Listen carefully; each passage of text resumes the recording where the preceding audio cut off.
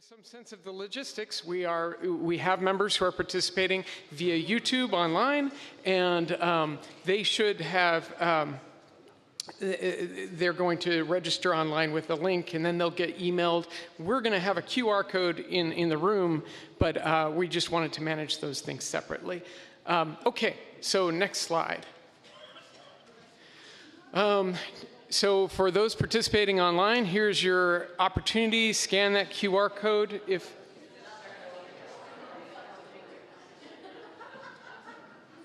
Dan, this is the registration link. That's the registration. Anyway, if you're in person, ignore the QR code on the screen. Don't do anything with this QR code. This is not the QR code you're looking for. Okay. I'm just waiting for further instructions from the LDC.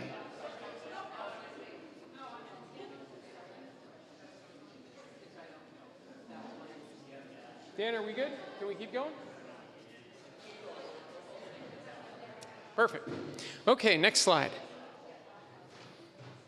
Okay, here's the agenda. Now that we've determined we have a quorum, I'll take a motion from the board. Let me back up a few steps. Hi, I'm Mark Foote. I am the board president this year, and I've been privileged to serve you these last 11 months as the president, and this is my first time running a congregational meeting. So there will be flubs, and we'll adapt and overcome. But thank you for bearing with me. Now, the board has proposed this agenda, and so let's see. Actually, let's make this official. We do, in everything we do, we take a motion, we take a second, and then we can take amendments, and we can discuss, and then we'll vote, and we'll know what we're doing. So, okay, can I have Can I have a board member make a motion to approve the agenda? Katie Hirschwicker, thank you for making that motion. Second from Dan Sipaki. And by the way, our secretary, Tom, is taking all these notes, so I appreciate him diligently doing that job. Thank you. Okay, so we have a motion on the floor, and man, I am getting older, and I cannot read all those little words. Okay.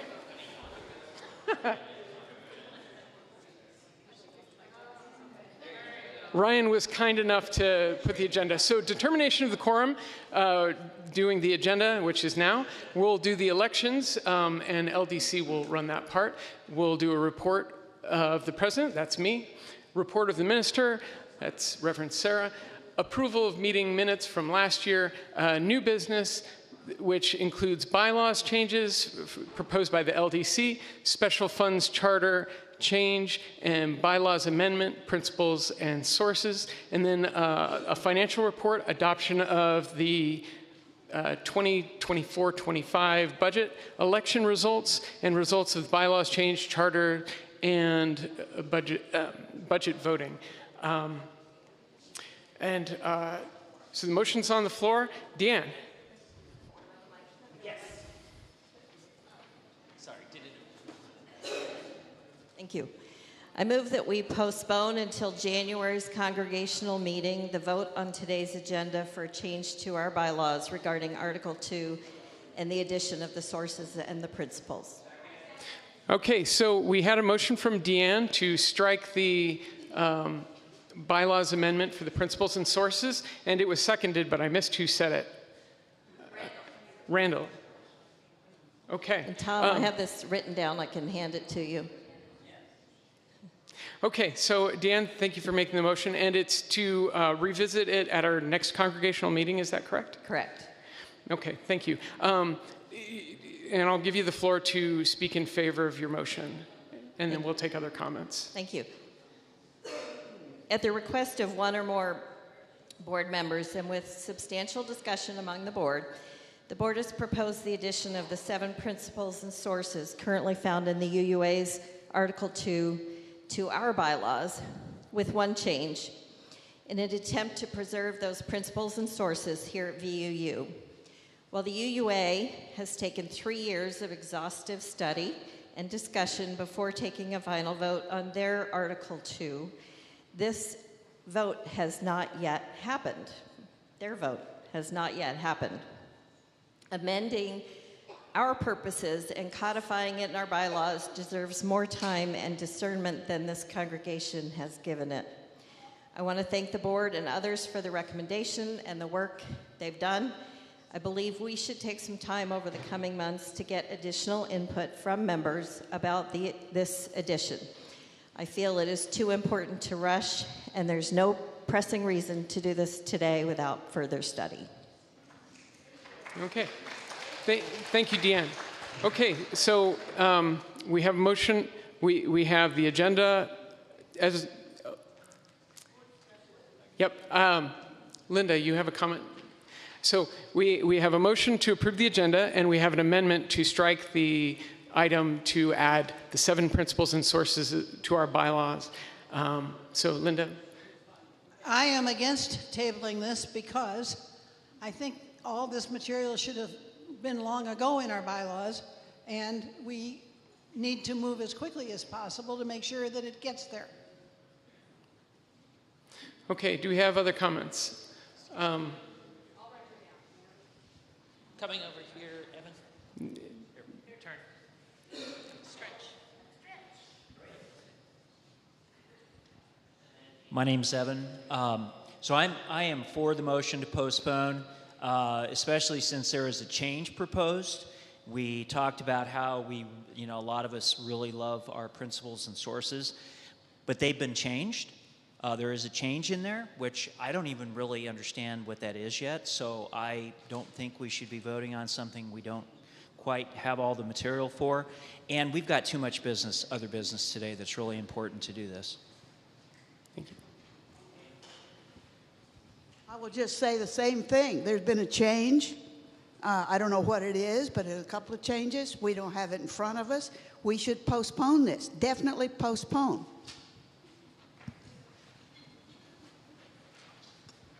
I have the change in front of me, and I find it troubling. So I approve postponing, as long as there is a mechanism for member input. I don't want the board just to go make another change and present it again in January. So as long as there's a mechanism for member input to the revision, I support postponing this. Okay, I see more comments back there. Well, as for whether or not we've had time to really look at this, I don't understand that because most of us joined the congregation or UUism knowing what those principles were, unless that change is so huge that's been made. But can't we just see? I mean, I don't think it's a big change, is it? Can't we see the change? And we can amend it later, right? That's my understanding. Well, so we do have a couple paper copies, and the congregation was emailed the exact wording, but just wanted to clarify that you all have received the exact wording. Yeah, the change was to the principle instead of Judeo-Christian, in the sources, instead of Judeo-Christian, it was world religions. So, all right, well, yeah, that was the only change, yeah, to the sources. Well, so just to be clear, at this moment, we are talking about whether or not we're going to vote on this item, and we do have a slide with the exact wording, but the question is, do we want to have this discussion today?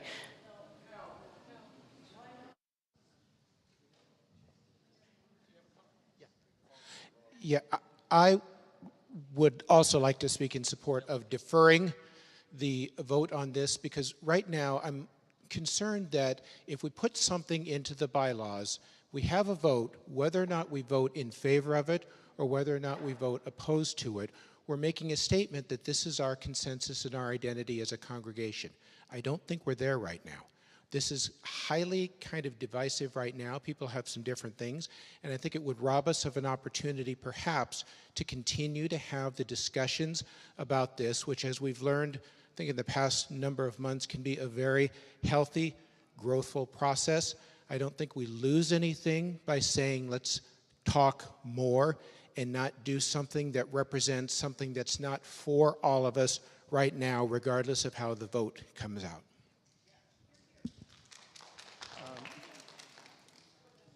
I was going to call for a vote if there's no. So you were calling the question? Yeah. Motion to call the question? Yeah, I have a motion to call the question, and that was from Bill Elliott, and I heard a second. Evan. It's not debatable. Okay. Yeah. Okay. Is vote to call? Oh, okay. So procedure. It can get messy. So Bill Elliott asked to call the question, and we had a second. That's not a debatable item, so we'll vote first. And this is only for in person. I'm sorry, online we don't have a mechanism to administer these votes so quickly and adaptively. But all in favor of calling the question, which means we have to decide now, no more discussion. Please. Yes. So if we're going to end the vote right now is calling the question. Should we end discussion so that we can vote? So we're going to do multiple votes here. So are you in support of ending discussion right now? State. Okay. Any opposed? Okay. I see that the majority are voted in favor of calling the question. So now the vote is, are you in favor of Deanne's motion to strike this item, the principles and sources from our agenda to be discussed at the next congregational meeting? Those in favor, say aye. Aye. Any opposed? No. Okay, I see several hands that were opposed, but the motion passes. We're going to strike that item from the agenda, and we will pick it up at our next congregational meeting. And in between now and then, it looks like more discussion is needed, and we'll need to figure out what that looks like.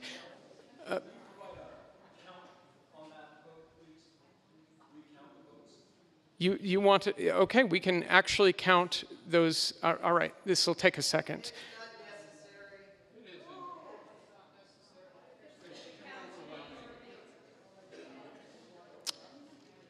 David, policy expert, do we need to count? Because it was clear it was well over a majority. Do we need to count? It was pretty clear it was a majority. Someone commented for raising today is a count of everything, a hand count that needs to be called. This isn't the United States Congress, guys. It was a clear majority, and I don't think it was a clear majority. Okay, can we again? Those in favor of Deanne's motion to strike this from the agenda?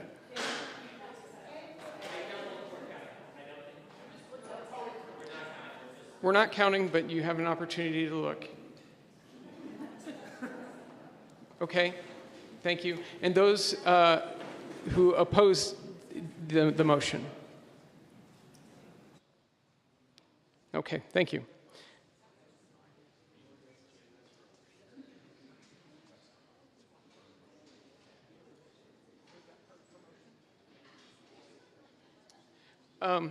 And there was a request to specify when the date is of our next congregational meeting. We don't have it. I know we've discussed doing it in January, but that's not scheduled yet. So let's move forward with the agenda. Okay, next slide, please. I believe I'm turning the time over to the LDC to discuss the election process. Oh, thank you. Sorry, this is my first time. Okay, can we back up one slide? Okay, so we have a motion to approve the agenda with that one item struck, which is the bylaws change for the principles and sources. All those in favor say aye. Aye. Any opposed? Okay, the motion passes. Now we can turn the time over to the LDC to administer the elections. Thank you. Can folks hear me? Okay. So Quit using letters and tell us what it is. the Leadership Development Committee. Because he told me, otherwise I didn't know it. Okay. So we are at the point where we can now go to the ballots to vote for the elected positions for the Board of Trustees, the Leadership Development Committee, and the Special Funds Committee. If we go to the next slide, I believe we have a QR code. And if you went onto it in the ballot, before we opened the ballot, you may need to go in there again.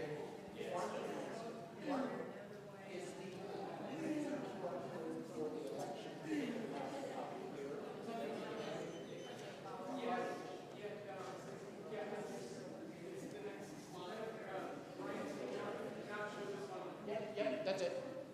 Okay, so you should be able to either put in this code thing or just use a QR code. Should take you to the ballot. If anybody is having trouble accessing that, please raise your hand and we'll come be helpful. There are a few papers around also with the QR code.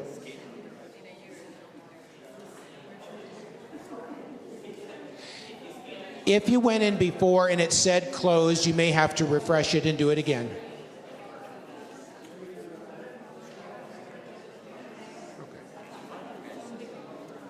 Can I take this? Okay, if people are having trouble scanning the QR code, we've got a paper here that might work a little bit better. Thank you also for your patience with this. I know the electronic stuff is a little bit of a challenge. It makes it much easier and much more accurate for us to count things. So thank you for your patience in all of this. Got it? Okay. Please also only vote for the number of positions for each spot. And if you've got a paper ballot, if you don't have access to electronic and you've got a paper ballot, just hold on to those for a second. We'll collect those in a moment. So there are more than the open positions for for two of the three, so only vote for the number of positions that are available. Anybody else having trouble accessing the ballot? Yeah?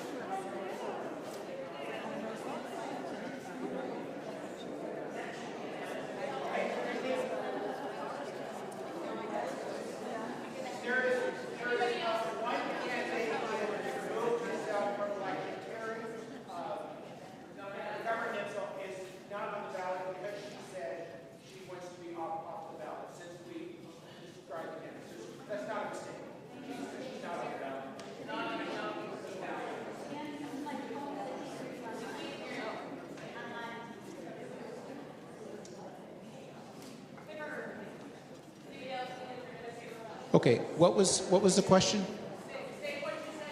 Oh, I'm sorry. Okay. Terry McGovern-Ninsel is not on the ballot because she removed herself from the ballot. She decided that she did not, in fact, want to run, so she's off the ballot. That's not a mistake. She just is doing other things, and so she decided not to run. This is sort of a last-minute thing, so she was listed as one of the candidates. Yes, everybody, please vote now if you haven't. Yeah. If you are somebody who was not able to access electronically and did a paper ballot, fold it. You can hand it to Dan or Kelly or me or anybody else.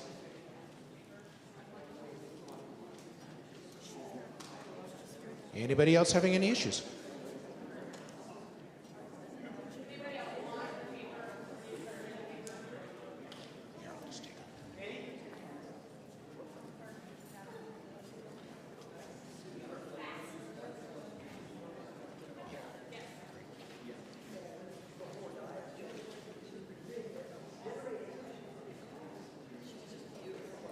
All right, any other questions, any other issues?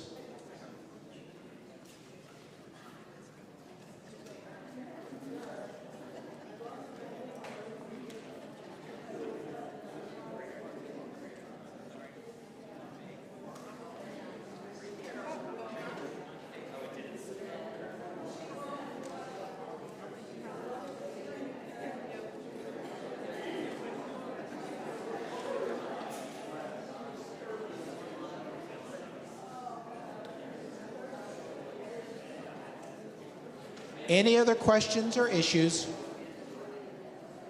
Okay. Thank you all for your persistence and hanging in there. And we've got online going as well. Okay. Okay, we're going to give folks just a few minutes to complete finishing up with the voting process and then and online, and then we're going to close the ballot. So I think we'll hand it back over to continue on with the meeting. Thank you again all for your participation.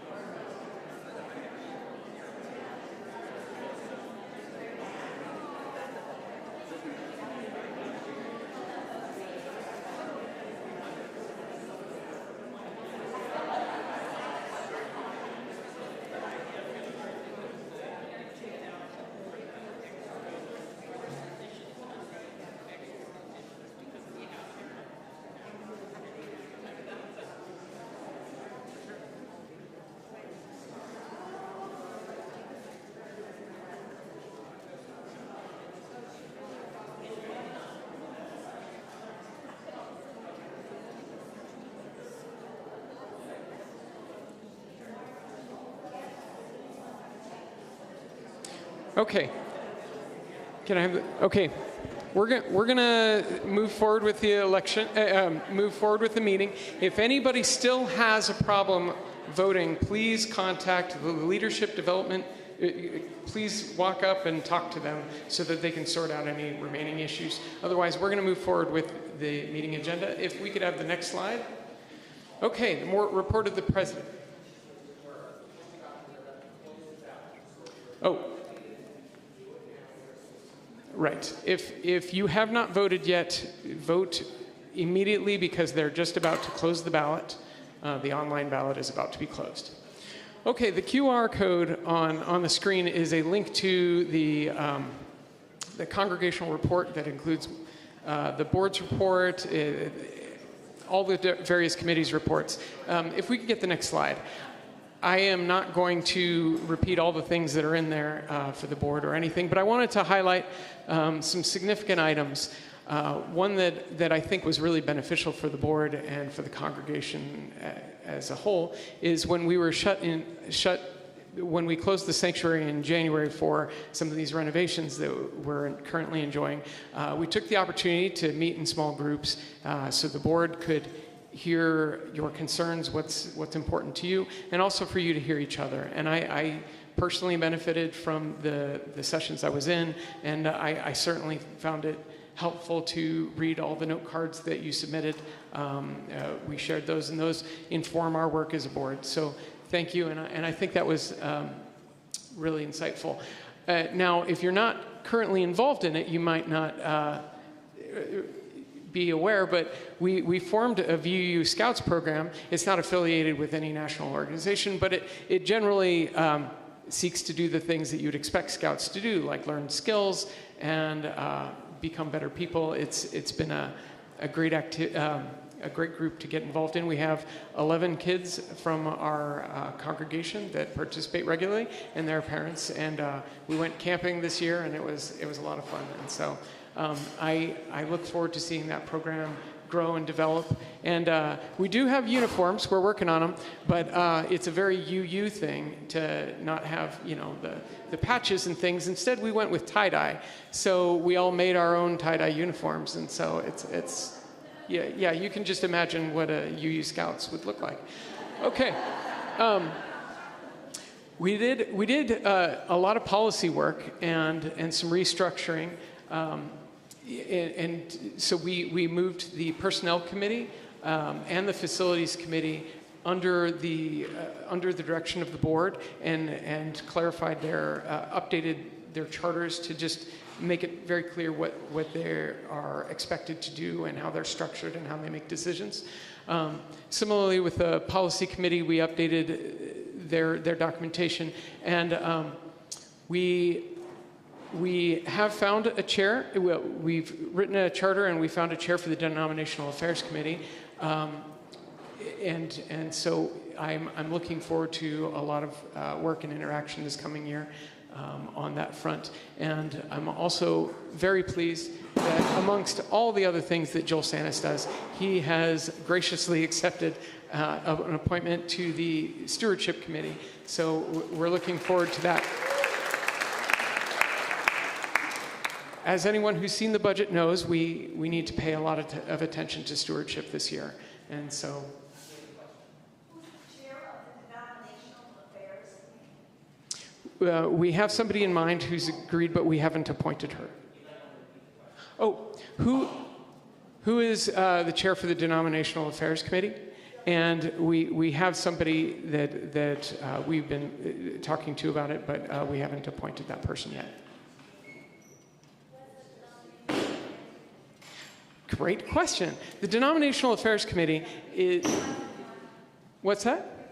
Oh, what is the Denominational Affairs Committee? And that is a committee that the board is forming to serve as a connection between us and the rest of the denomination, the UUA. So that role would be to inform our congregation about votes that are upcoming at the annual GA, to facilitate conversations, to help us decide what the best way to select delegates, to recruit delegates, to be involved in that way, to help VUU participate more and be more aware of the entire denomination and the democratic process generally.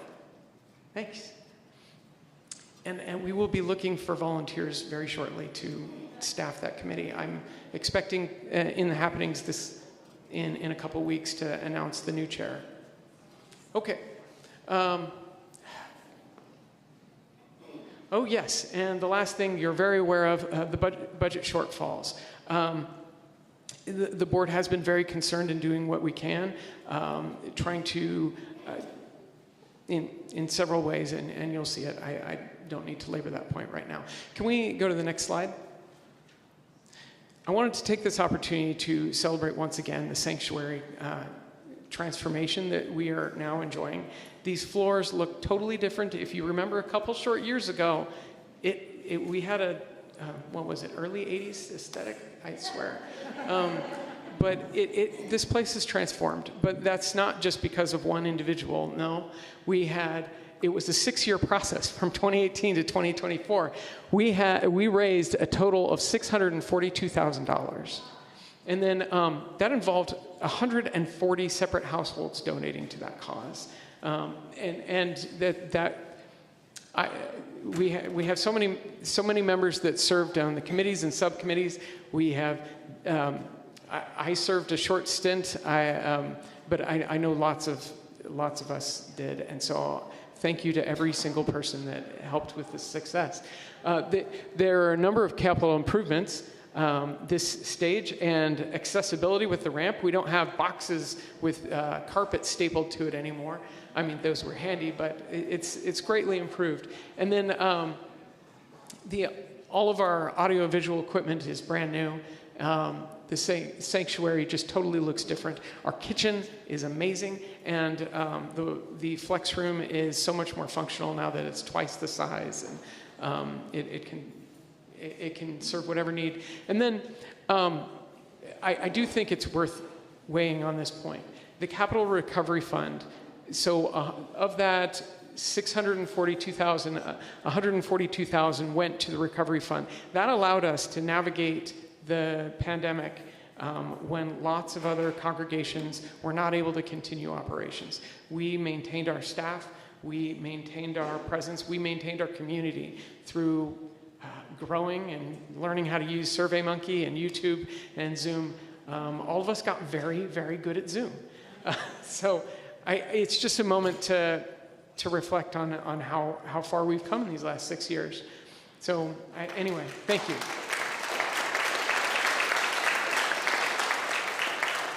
At this point, I'd like to turn the time over to Reverend Sarah to give us the minister's report.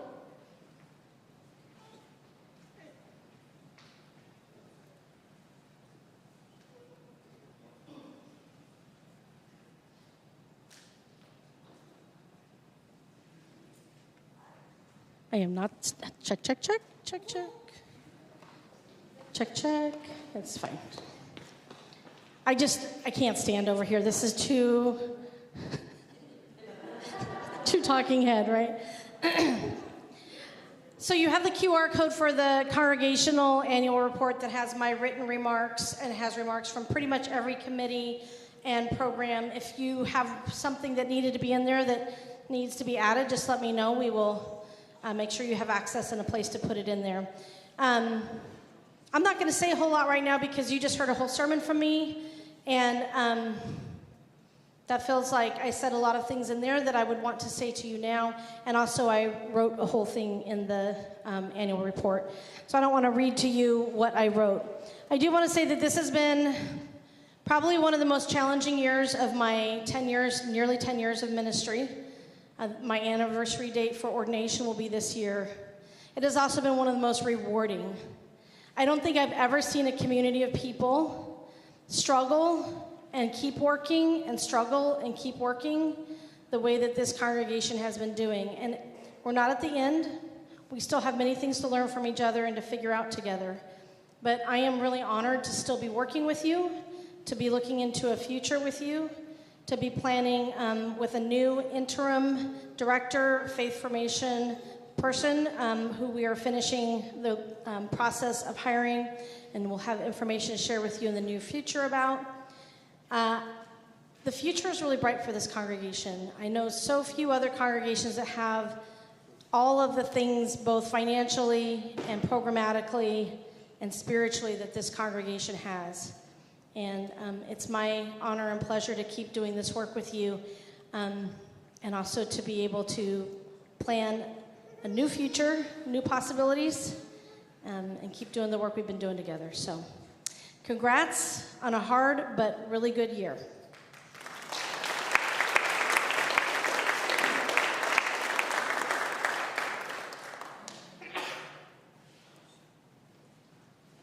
Next slide, please. Okay, so new business. We didn't have any remaining business from last year, so on to the new stuff. So online participants, you should have received an email from Joel, and I know he is also available on YouTube chat if there were more questions about that. But on the next slide, we'll show a QR code for those in person, just like last time. And we have in one survey all the different questions that you'll be voting on, even though individually we'll discuss each one, including the budget. Okay.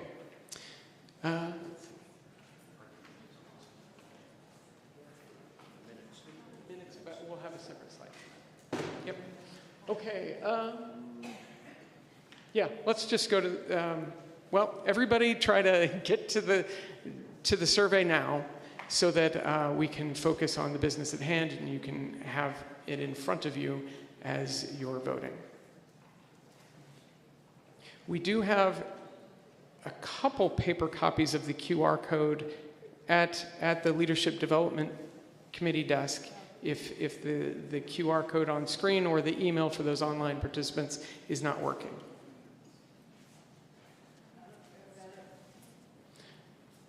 Okay.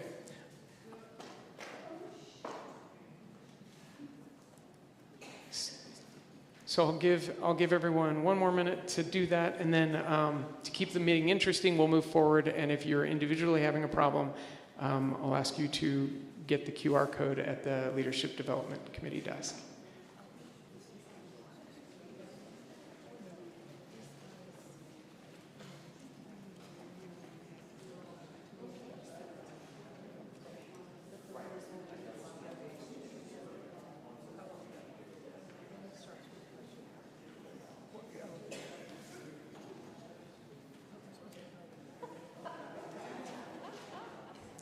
The good news is you have a fair amount of time before we're going to close the poll. So just please work with the Leadership Development Committee if you're still having trouble.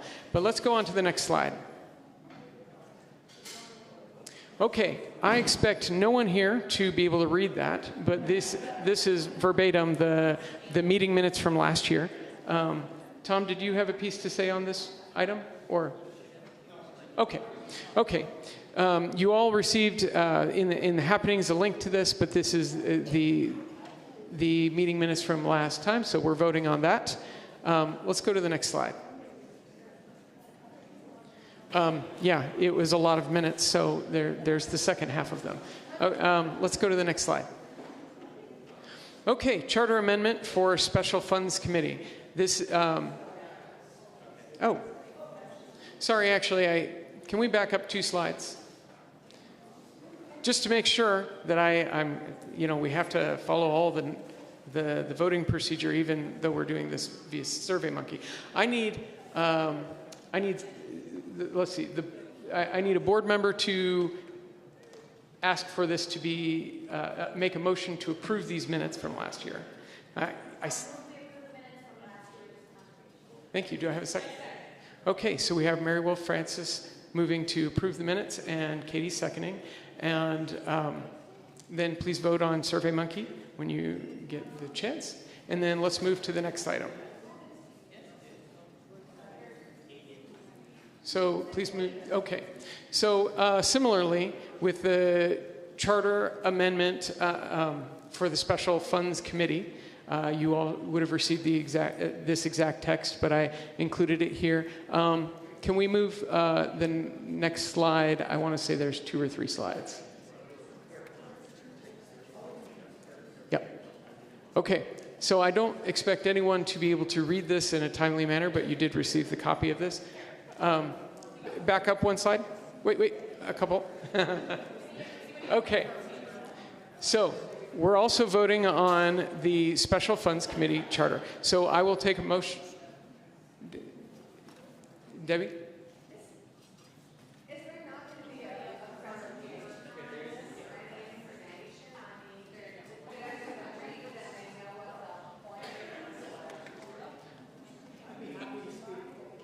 Yeah, okay. So let's, we were, yes. Here.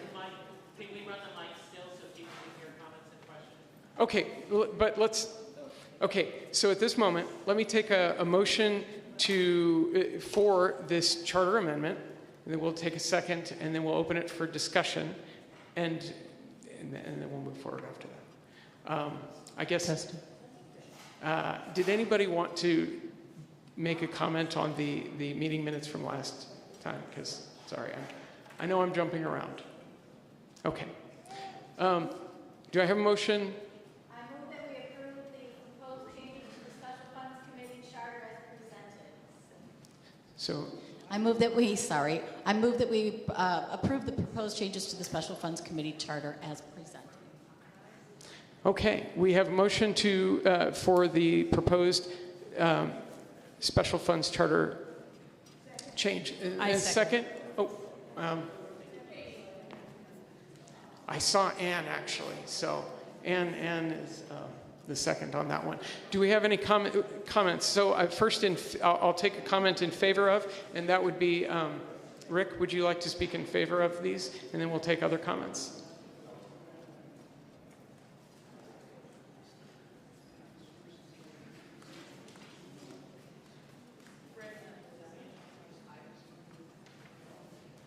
Hi, I'm the chair of the Special Funds Committee, and I wanted to speak in favor of these proposed changes. We worked all year.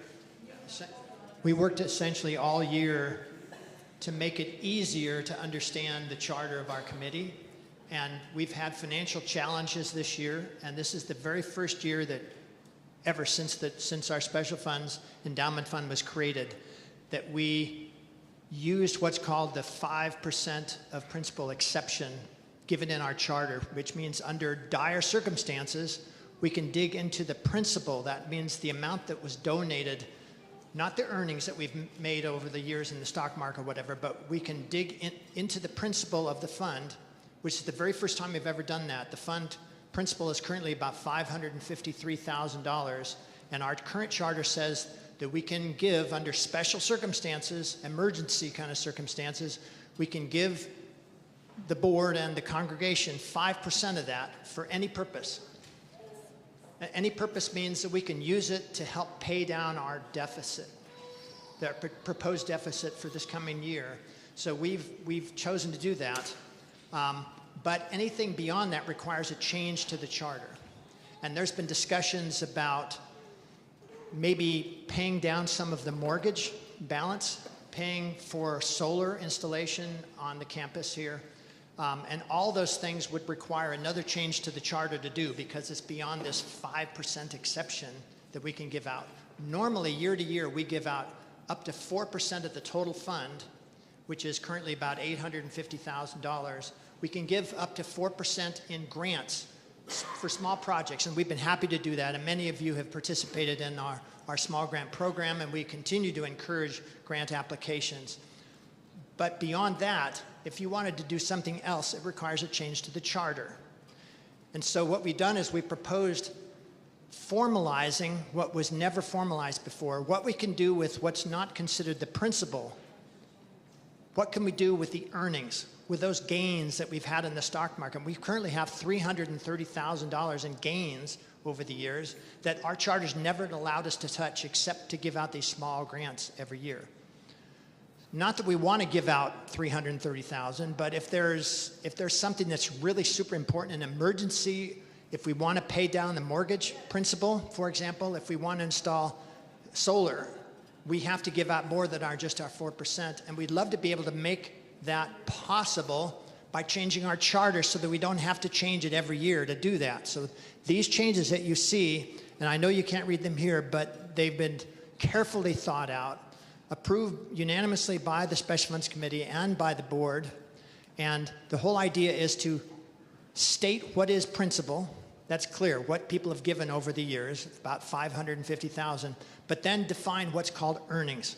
This is the first time that we've ever defined earnings, and what we're saying that we can give out, if under dire circumstances, we can give out a lot more than our 4%.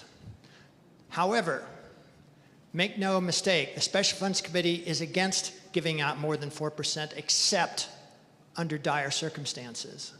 And if those circumstances arise next year because we have a structural deficit and we're facing layoffs again next year perhaps at a congregational meeting, the changes that you make this year will make it much more streamlined that we could do that next year. Okay, so if there are questions, I'd be happy to take them, but these changes allow us to now make those larger donations possible without a new charter change every year.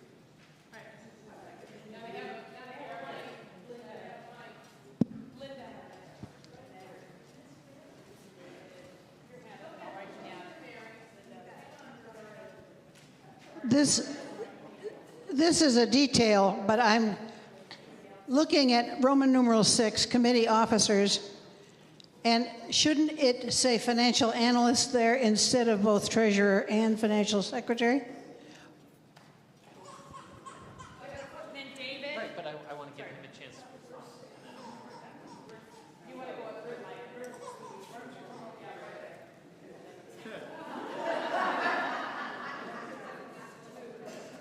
Katie, I don't mean to be running away from you. The Finance Committee and the board has a financial analyst. We do not. The Special Funds Committee has, by its charter, it originally had what is called a chair, a recording secretary, a financial secretary, those three positions, and we've simply, in the new charter, we're simply acknowledging that what we've been calling treasurer is the same as what is the financial secretary, but there is no financial analyst on the Special Funds Committee. Thank you, I understand that. Rick, I have a question. If we approve these changes that you've detailed out here, would it be our current mortgage is somewhere around $550,000? Would it be possible to pay down the entire mortgage next year if these changes are approved? The answer is yes. The answer is yes, because the changes to the charter, proposed changes to the charter, means that with an approval of the Special Funds Committee and the board and a simple majority of those attending a congregational meeting, if you approve it, we can give out, according to the new changes to the charter, we could grant all of our earnings, all $330,000 of the earnings, and the charter also allows, under emergency circumstances, granting up to half the principal. So we would have all the earnings and half the principal. It's preserving under no circumstances is the charter allowing all of the principal to be granted out to the congregation to spend on paying down the mortgage. But our current mortgage balance is like $515,000. And so if you take all of the earnings and half the principal, that would cover all of the mortgage. And if that's the case, that people want to do that, a year from now, we would have to vote on it. And it would be, before it ever gets to the congregational meeting, though, it would have to be approved by both the Special Funds Committee and the board. And so if the Special Funds Committee says no, you'll never see it. So if the Special Funds Committee is in favor of it, the board's in favor of it, then we bring it to the congregation. We could essentially cut our $850,000 endowment. We could cut it down by the value of the $513,000 in the current mortgage balance, and it would leave us with about $300,000 left in an endowment, and we would just start growing it again. Thank you.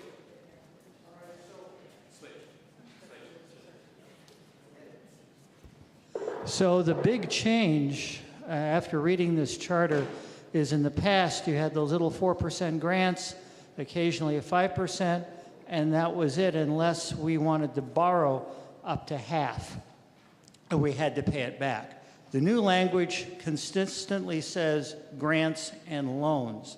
So now what this opens up is the granting of six-figure paydays to the congregation. So that is an area of concern for me, that even though the language of the charter is actually pretty good, it's for capital improvements, pay down the mortgage, and emergencies, basically. There is a possibility there for abuse, and I like the fact that this particular charter gives unequivocal United Nations veto power to the Special Funds Committee. If they say no, the money doesn't get spent, and that's the way it's been, but that's made very clear in the new revisions. So I am personally quite excited about the fact that we can pay down our mortgage, and I will advocate for that as much as I can, because interest rates are going up. Beginning in March of 2025, we're going to be looking at higher debt service as the very low interest rates we're paying now get hiked in the new environment. So that's some food for thought. That's the biggest change, is large sums can be granted where they couldn't now.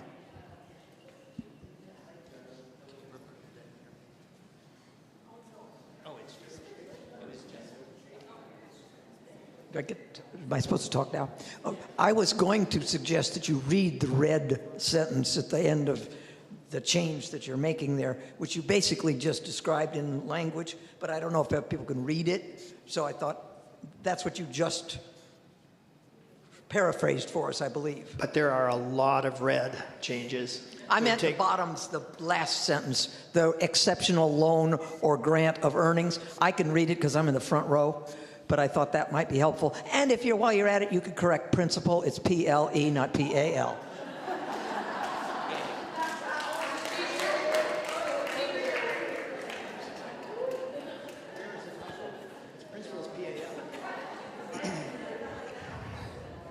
Once you figure out which principle to change, I have another question. It says here that the exception and the emergency circumstances as determined by the Board of Trustees. That's the final change on the last page. What constitutes an emergency exactly? My concern is kind of what David was just mentioning. There's a potential for abuse of this new policy, opening up funds that have taken us 25 plus years to build up. That while the grants each year might be small, $32,000 this past year, I remember just 10 years ago when we were only granting $10,000, $8,000 a year. So it's been growing per year, and that guarantee is that we can give $30,000 every year in the future, but not if we deplete the principal. So what is the interest rate? And interest rates, is it a fixed rate? If it's a fixed rate, we're not seeing higher interest rates affecting our mortgage. So what constitutes an emergency? And how can we determine that? Because that's what I'm concerned, that somebody else's emergency might not be mine.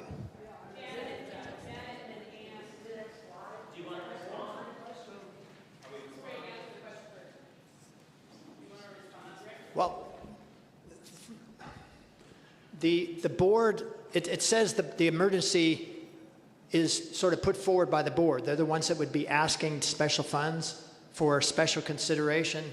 But you have a very conservative special funds committee in terms of, fiscal conservative people. We want to grow the money. We don't want to spend it. And that's still going to, I agree with Chris and David that if you have a different special funds committee that's different than what we have right now, you could potentially have people that want to, let's just support the operating fund and let's just buy and spend. But that's not the way we've always worked. And this is allowing us, that we have to make these changes before we can even think about doing any big ticket items like paying down the mortgage or going solar. Oh, yeah, I'm sorry. The interest rate, we are currently on a commercial loan, and that changes, the rates change every 5 years. So next March, the rate's doubling essentially from 4.25% to 9%. Okay, so therefore our budget's going to be hit only for 3 months of next year or 4 months of next year, but the year after that is going to be at the 9% rate for the next 4 years after that.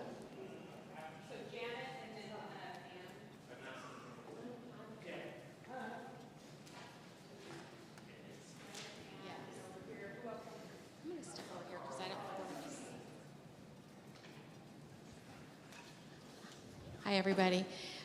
Thank you. I'm Janice. I did serve on the Special Funds Committee years ago and the board. I'm speaking today because I feel good about our attempt here to create more flexibility for the distribution of these funds. But my hope is that the Special Funds Committee and the board will find ways of engaging the congregation in some kind of a dialogue before some big decisions are made, and they're not just presenting a motion, for instance, to pay off the mortgage at some point. I'm one of the people who doesn't think we should pay off the mortgage because right now we have more problems with liquidity and cash flow in our operating funds. So I'm concerned about being, asset rich and cash poor. I think we need to be able to talk with one another about big decisions like this. And it's my hope that the Special Funds Committee doesn't rule as some very closed committee that's very conservative or that has any philosophy for that matter without being able to come back to us and have some discussions, at least among those people who want to participate in big decisions about our financial condition. I'm not sure if our current structure, which has the Special Funds Committee over here in an isolated group, which is elected without us knowing what the budgetary philosophy of the individuals who are running is. So there's really not any existing structure that allows for the right kind of interchange and dialogue. But we can make that happen if we just talk about these big things together. So, not today, though. Today, we're just going to vote on this language. Deanne, then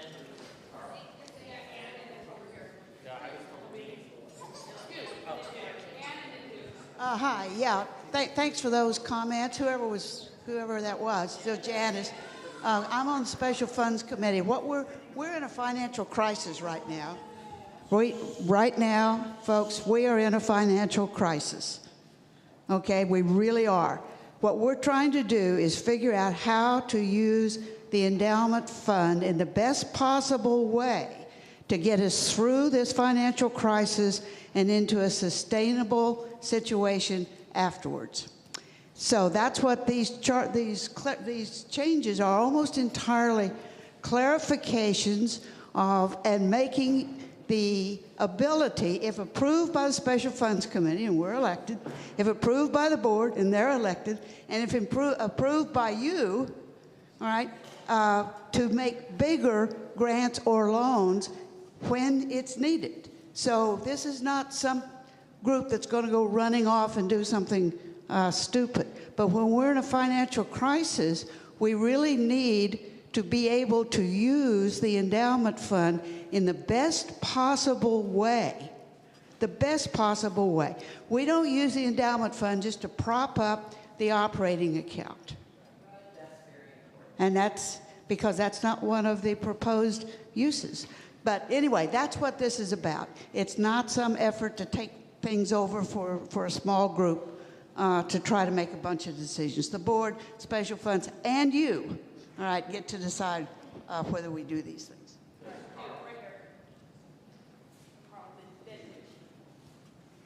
So I think the really important part of this is the check and balance system.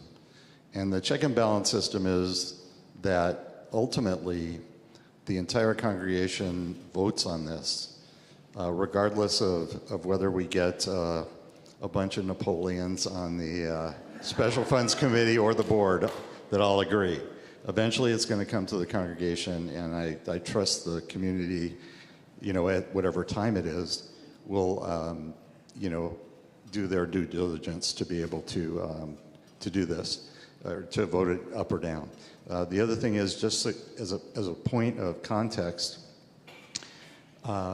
with COVID, and I did some research on this, there are many congregations, many religious organizations all around who have had to dip into their endowment funds where they have not before, because they've been losing membership and they run into and you know their pledges have gone down, and they have had to you know dip into that endowment fund as a way to survive.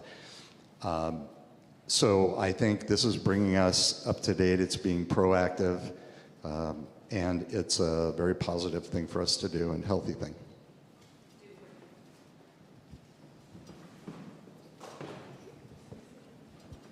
Well, Carl just said what I wanted to say, and that is that the congregation would have to vote on it no matter who proposes it, what kind of board, what kind of special funds committee. We would still be the final approving mechanism. I'd also like to point out that if we get rid of the mortgage payments, our budget would be totally different. We would have a lot more money to be used for other things, including allowing us to put more money into special funds. So it's a win-win all around.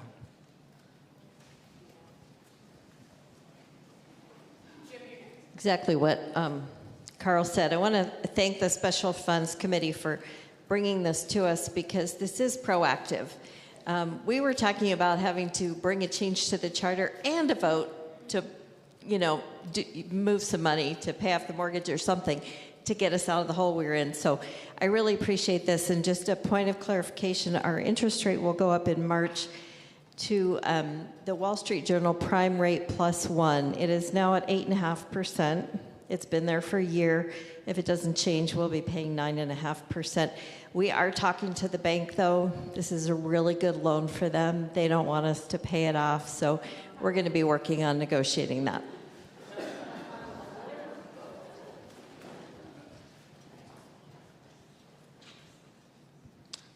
I'd like to call the question.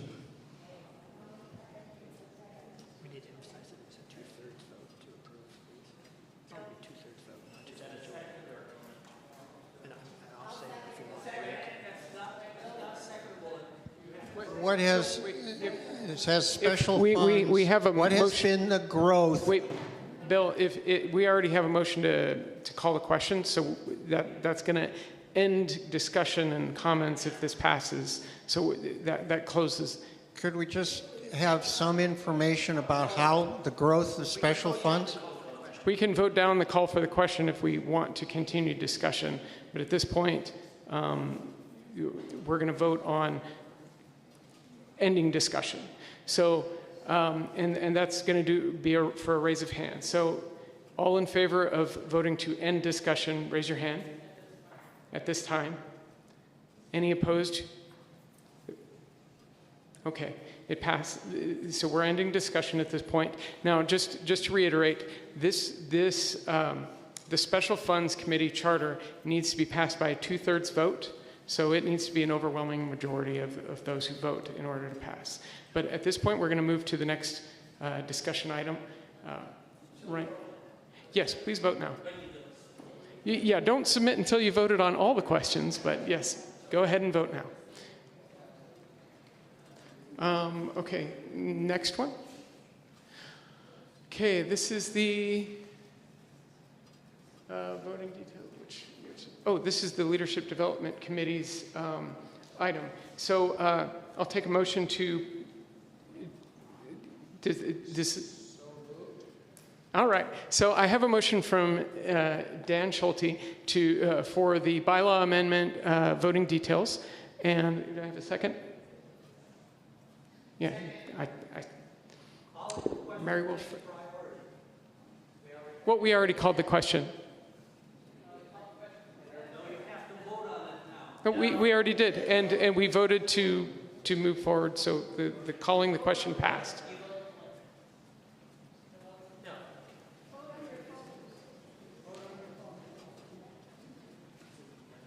Okay, so for the this is the bylaws amendment proposed by the Leadership Development Committee. Dan, would you like to make a comment in support of this motion?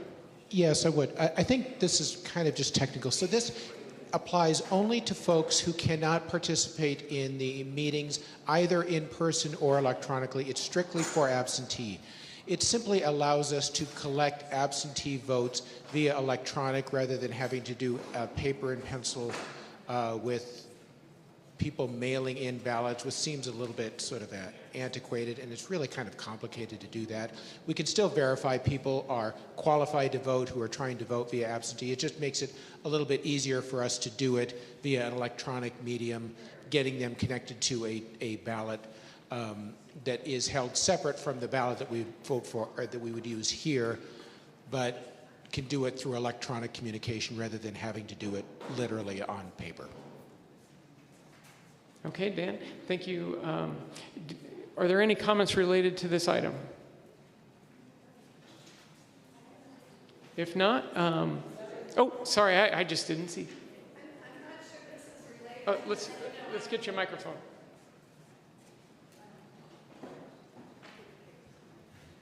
Well, it's related to voting, maybe not this particular voting, but I admit I'm technologically confused right now.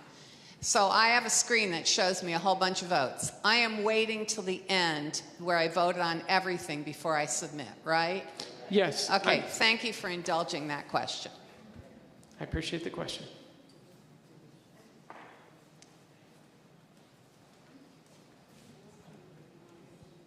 I just wonder if anybody's checked and made sure the validity of this. We're voting on a method that we haven't approved yet using this method. So I don't know, do we have to vote on this the old way in paper before it can be submitted and used? Has anyone checked? Make sure it's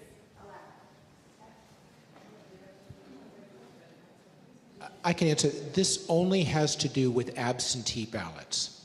So we're voting the normal way for our bylaws related to how we deal with absentee ballots in the future. So our vote strategy, our vote approach to this one is not different. This only has to do, this year we did absentee ballots the way that it's in the not red up here. So we use this method this year. This,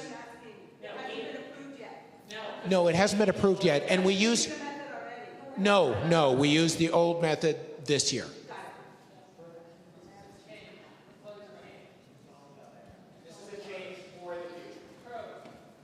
Okay, a few years ago, right about the time of the pandemic, the board approved electronic voting for everything except absentee.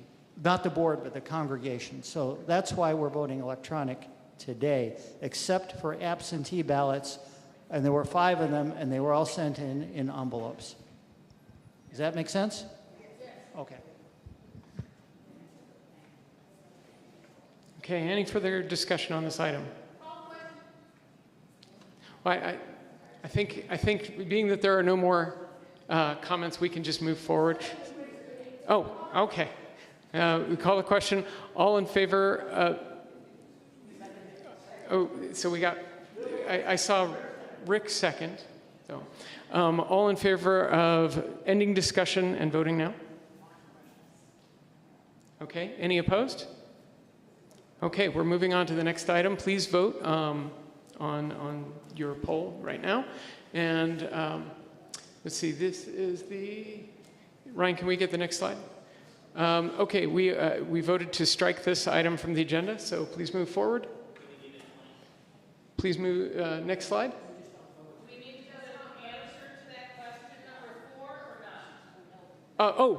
Yeah.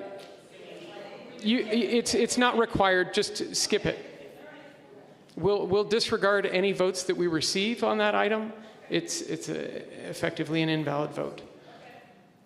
Okay. So at this point, so please go ahead and.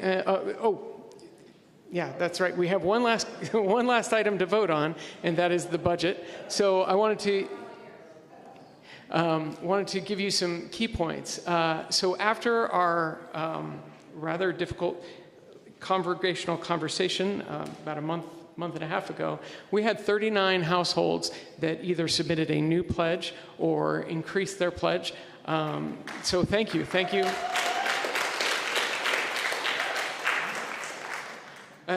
It totally changed the picture, and we are in a much different situation than we were looking last time around. Let's see. The endowment fund is providing 5%, which is the maximal amount that their charter allows to grant. We didn't take a loan from the endowment fund. They provided 5% because this is an emergency. And then the balanced budget, something to point out is that this is the last year where we're using up the final amounts of one-time money. So next year it will be a little bit tighter, and we're going to need to continue to be diligent with stewardship. But wanted to call that out early. Yes, we are using one-time money, and this is the last of it. And which we do have a structural deficit. Every year we're spending more than we are bringing in, and that's about $64,000 is the number I have. And I want to, again, thank Joel for agreeing to be our stewardship committee. Clearly, we need that to be a well-functioning committee this coming year. So, David, I give you the time.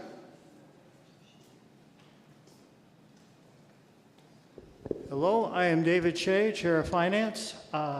Next slide, please. Can we put the slides up here? Thank you.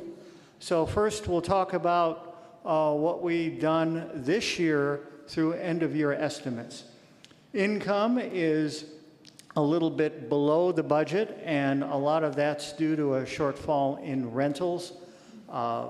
One was a budget mistake on our part, and the other was occasional rentals, which weren't as much as the $18,000 that was budgeted.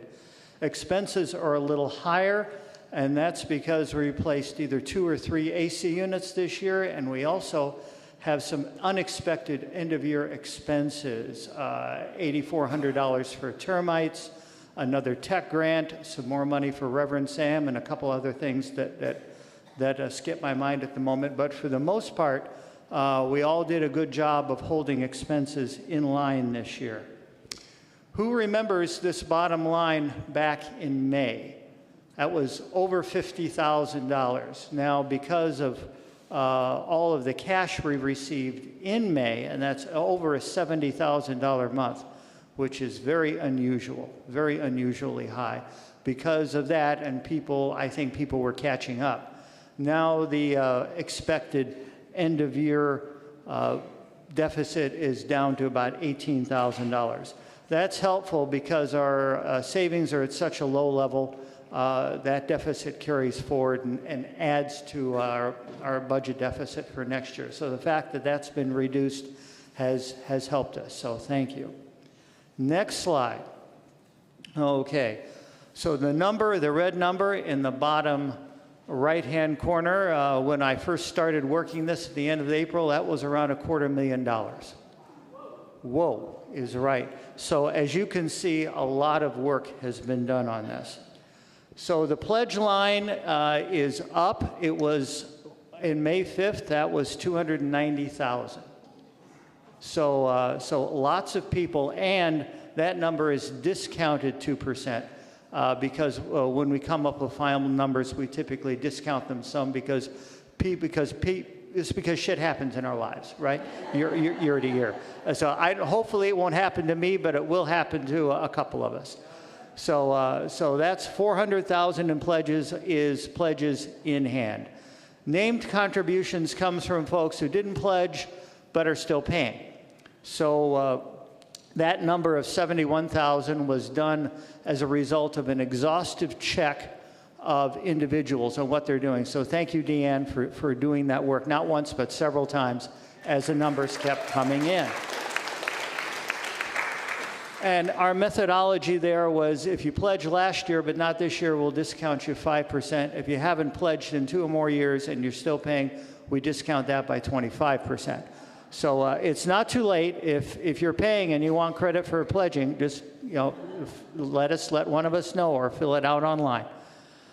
And new members, about $4,000. I forget the numbers for that, but we assumed a reasonable number of people, households, joining and contributing $500 for the year. 5,000 would be nice, but 500 for the year. One-time income, Mark talked about that. We have 37,000, which is the last of the one-time funds. Add to that the 27,000 and change from special funds, subtract the $18,000 of carry forward, and that gives us our 46. Notice it's down from last year, was 75. The actual, that was budgeted. Actual is closer to, well, I don't want to double count things, 75,000.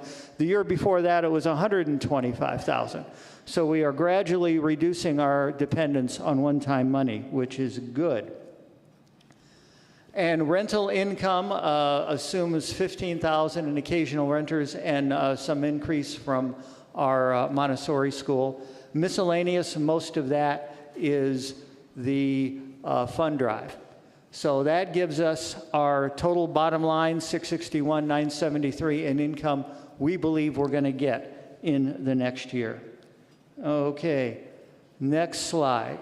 So these are expenses. This is a little smaller font, but I wanted to squeeze as much detail as I can in a slide.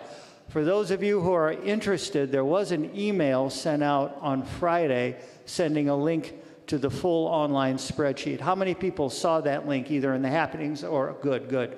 So anyone who wanted to work the numbers in detail, you had a chance to do that. But committees are a little bit more. We gave a little bit more to the board for things like pizza. We budgeted a little bit more for hospitality because they were spending it for food after the service, things that we knew we wanted to continue.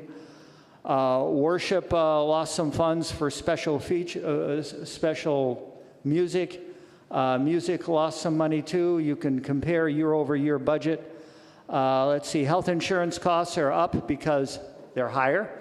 That's just the way it is.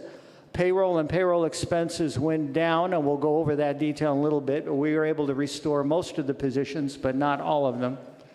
Let's see, property went up because $10,000 and change are devoted to savings next year. So the board, I think very wisely, didn't allocate all the money that is budgeted to be spent. They left $10,000 to go into savings. So they left some buffer at the top there, which is very good. Notice the increase in mortgage and principal, the additional $7,000. That's what Deanne talked about for 4 months in the next fiscal year, which runs 1 July of this year to 30 June of 2025. We're going to be have to anticipate paying a higher interest rate.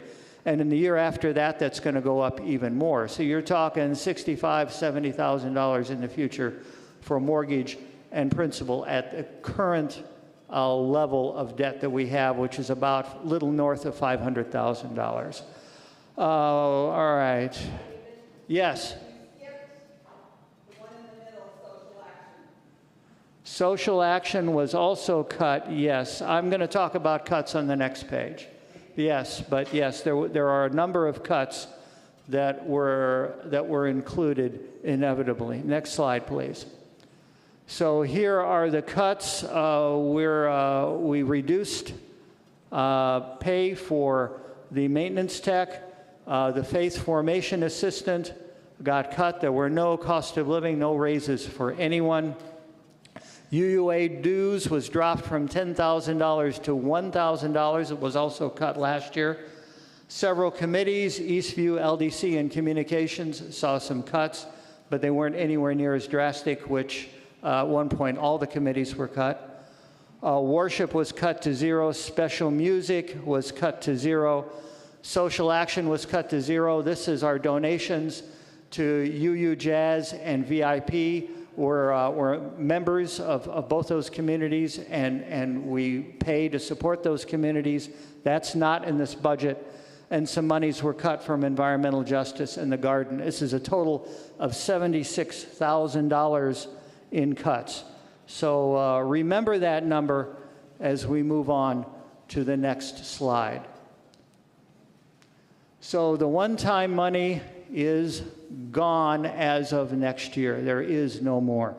We have, over the last, including next year, over that 5-year period, we'll have spent $378,000 in one-time money from a variety of sources. Either one-time donations from members, a big chunk of it came from the government, a slightly smaller big chunk came from the capital campaign. But that money is gone. Next year's pledge drive is going to need to come up with 80,000 more, 67,000 plus more money for the higher interest rates. So that's an $80,000 that we need, and then add on to that the $76,000 of cuts we have this year, plus some cuts from the year before that, plus raises from our staff. That'll be prioritized in whatever way we decide to prioritize it. But that's somewhere between $150,000 and $200,000 that we need in additional pledges to get back to where we want to be. Now, that's a big deal, Joel. I don't want to put any pressure on you, but we're gonna need folks to help with the pledge drive. So if you're one of those folks, you either help with the pledge drive or chair the pledge committee, and we do need a chair for the pledge committee, do let Joel know. That's going to be very important. My gut is telling me that we're going to have to do both, and we're going to have to raise more money and deal with the budget cuts that are necessary for our post-COVID reality. That hasn't set into us yet, but it will, and it will soon, probably this time next year. We should be at the bottom of the financial cliff, I hope. And the more we give, the less steep that drop will be. Staff needs cost of living raises. Programming needs to be restored, and I've already talked about the pledge drive. So next slide, please. Go back up one. Well, there is a slide I was expecting. It's not there. Next steps. Well, I'll talk about some next steps anyway. I think I've already addressed it. I think I'm done. So, any questions? Oh, okay. So, very good. So the one-time money is gone, like I said, and the last $64,000, that says 62, it's really 64, is going to be spent in the next year. Talk of VUU to potential renters, all right? So we have this year a little north of $5,000 in occasional renters. Next year we're budgeting 15.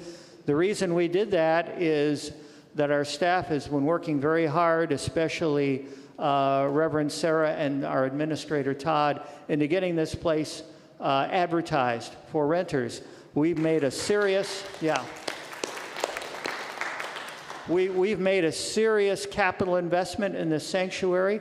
There is no reason, we enjoy it every Sunday, but there's no reason our community can't enjoy it well and pay us handsomely for the privilege. So talk this up. I think we can make $15,000 a year in rentals and maybe a little more. I've talked about next year's pledge drive. It's very important that our didn't get any raises this year. Inflation hasn't stopped. So we're going to have to get back into the swing of that. With whatever staff are willing to pay for. They need raises just about every year. And of course, I talked at length about the pledge drive. So I'm done.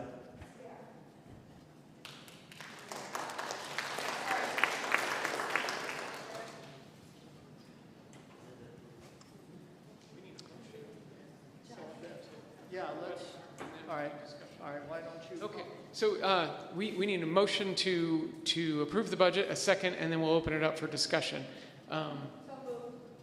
Who said that? Johnny. Thank you. And second, Evan, second. Thank you. Okay, it looks like Rick, you already have. Evan. Anderson. Rick? Mark and David, I'm wondering whether our current practice of having a fiscal year beginning July 1 being different than our pledge year beginning January 1, whether that's contributing to a confusion that may be reducing our pledges. Like we used to have years ago, the fiscal year and the pledge year the same. And my question is, why is it not the same now? So the board decides the pledge year, and if you want to move the pledge year from July 1 to 30 June, that's fine. The advantage of doing that is everything is aligned. The disadvantage of doing that is that the pledge drive gets delayed a little later in the year and you don't have final pledge numbers. So if you do the pledge drive, and you're supposed to, is October, November, then by February you pretty much know what your pledge numbers are, and that is one less uncertainty in the budget cycle.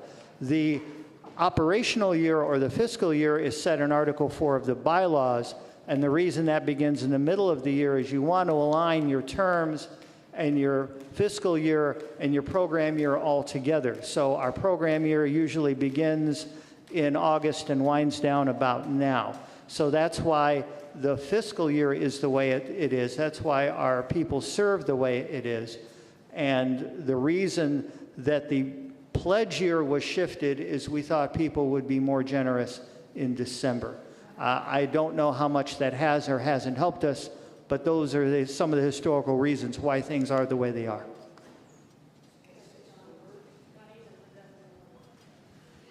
David, I don't know if you can answer, but perhaps Mark can. My questions, do we have an active membership committee? I know right here used to be our own one and only membership committee here. And also, do we have a means, I know it's important to get larger pledges, but do we have a means to publicize our congregation also in addition to an active membership committee? Thank you. So the membership committee falls under Reverend Sarah, and I know that we regularly have new member activities and classes, but that's not really something.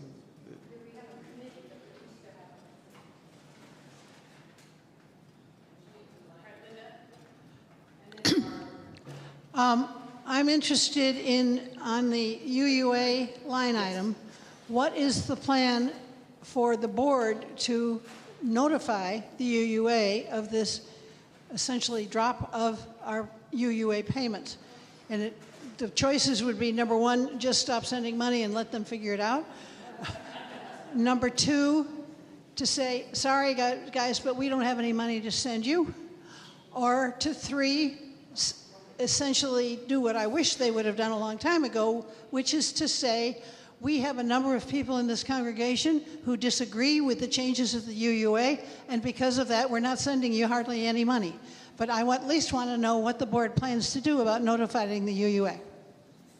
Okay, first I'll let Sarah address the new membership committee, and then I'll address the other question. So we don't have a formal membership committee the way I understand that committee to be right now. We have a group of people who've been working on new participant activities, and so from that standpoint, we do have a committee that's working on those activities.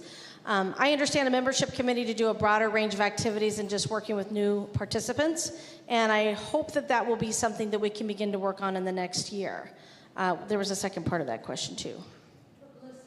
Oh, publicity. We did create a communications team in this last year that Deanne has been leading and has several members on it. And yes, they work on a number of different ways of creating publicity as part of what they do as the communications team. So that's included social media, that's included looking at opportunities to get our name into different events and activities. We've had people like Mark had a table at the Multicultural Festival in Chandler this year on Martin Luther King Day weekend. So we've had a number of activities that have gone along with that. And if you look in communication, in the happenings under communications, they'll list for you some of the things they've been up to. And you're always welcome to check in with Deanne, too, to see if you're interested in being on that committee. That's it. And there's a lot of information in the annual report under communications team about their work. Thank you, Sarah. Okay, regarding the question about notifying the UUA on reducing our dues, the board does not have an intention of notifying them that is related to discontent with them. I know that many individual members may feel that way, but as representatives of the congregation, we have not come to that conclusion. As far as notifying them specifically, I think I'll have to discuss with Todd how that is typically communicated what we contribute either way, but we don't have a specific message that we're trying to communicate. From the board's perspective, this is to resolve a financial issue that we are having. Okay, so I see a number of...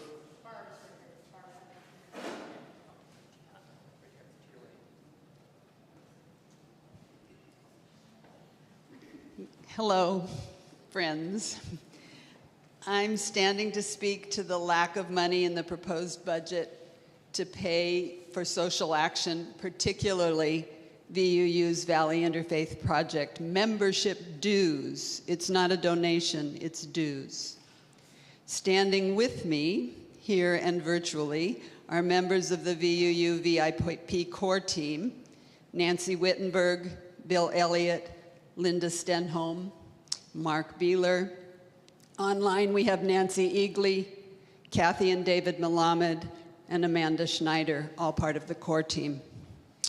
For a congregation whose stated vision includes bending the moral arc of the universe towards justice, whose end statements say we engage in partnerships to counter systems of oppression, and whose covenant says we serve humankind in friendship, it is lacking in conviction to include no money to pay our dues to Valley Interfaith Project. Through VUU's membership in VIP, Reverend Sarah and Reverend Andy before her established relationships with Valley clergy, leaders representing Catholic, Muslim, Jewish, United Methodist, Episcopalian, and other Christian faiths. She has been the spokesperson for the VIP clergy at press conferences this year and is recognized as a religious leader whose organizing skills are admired in the Valley. VUU's Leadership Development Committee, some board members, and many other leaders and potential leaders have received training and chances to practice their skills in the VUU pulpit and beyond, all at no cost because we pay our VIP membership dues. Through our membership in VIP, VUU and Unitarian Universalism are getting noticed around the Valley by religious communities beyond UU circles, by the media, and in the halls of local and state government where political power is being challenged. For these reasons, all of them, I don't believe VUU can in good conscience continue our membership in VIP without paying our yearly dues. VIP requests that member institutions pay 1% of their operating budget in dues. We haven't done that since the COVID pandemic, but we have paid close to 0.5% for the last 3 years, $3,000 each year. We believe, that we should and can do at least that today by moving a combination of monies from, for example, the lines for other musicians, office supplies and postage, Capitol Music, Board of Trustees for food for meetings like this, and replenishment of cash reserves. I move that we do that now.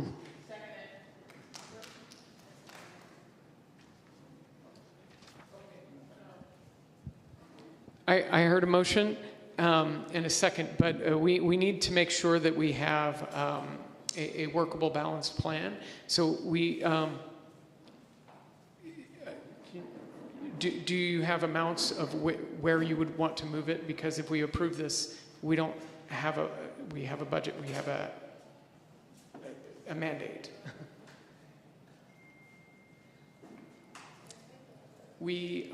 We could revisit this in a few minutes once we have those numbers. But we would need the specifics. That's the point.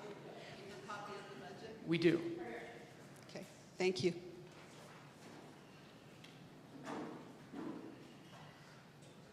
Okay, so we'll continue discussion and then we'll come back once we have amounts. Oh, Noel. Okay.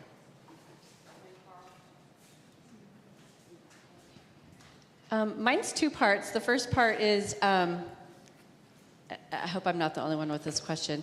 I made my pledge recently when I found out there was an attempt to get pledges. But now I'm not sure when I can start paying my pledge now. So is it did we pledge for between now and December, the end of December? Yes, your pledge was for the calendar year 2024. The current calendar year, okay. And then my other question is, or statement, I don't know. When we drive up and our landscaping is being over landscaped. I'm assuming we're paying for that, but plants are not supposed to be trimmed as often as they are, and so because we're over trimming them, which I'm assuming is costing us money, they are in these bizarre shapes that are super unnatural. There's too much growth happening, and that is restricting the amount of oxygen they can get, and so they look like they're dying. They look like they're underwatered. They're actually being over-trimmed. And I'm wondering, those bushes, because they're not in walkways, they're not in the way, they really don't need to be trimmed hardly at all, like maybe once a year. So I'm wondering if there is a budget or some money that we can take from landscaping and not pay to have those bushes look like they're dying, and maybe use that for some of these other things. Thank you.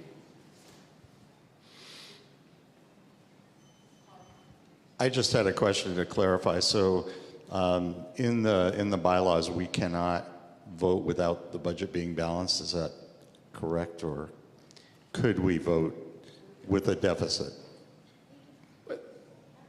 Well, David, you'll do a better job. So I don't remember anything specific. We have to have funds to cover whatever budget we approve. So it has to be funded. We've been running deficit budgets for the last 4 years, and we're proposing another deficit budget for next year, but we've had funds to cover it. And we do have funds to cover it. So that's how we operate. I should point out, I want to make one small comment. David mentioned that we are putting $10,000 back into our savings or cash reserve. I'm not sure what it said on the slide.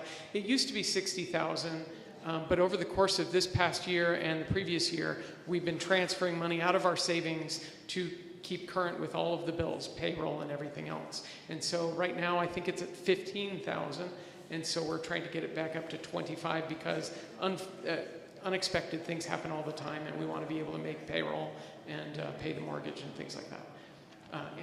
Ann. It seems to me there's a lot of unhappiness with this budget. We want money for this, we want money for that, and we could put that in and we would have a deficit budget without the money to cover it. I really think the elephant in the room here has to deal with staff, and the board has not been willing, to the extent needed, to actually bite the bullet and say, are we overstaffed? Are there staff positions that need to be reduced in FTE, then filled in with volunteers? Can we grow into this kind of a $80,000 more? Can we grow into that? Or do we need the board to take really seriously the question that maybe we are overstaffed? And I don't mean this as a reflection on anyone, but we chip away at this. Someone has to put together a budget, and so you have to cut this or this or this or this or this or this or that or this or that, and then people want this back and want this back. Of course we do. Of course we do. Can we grow into an $80,000 budget, or is the board going to have to provide some direction about the possibility, as I say, the elephant in the room, that we in fact may be overstaffed?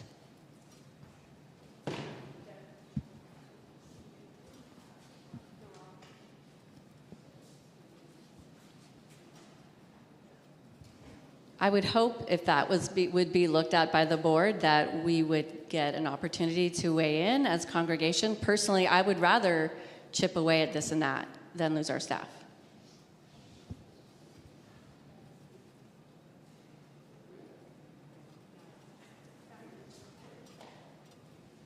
Okay, so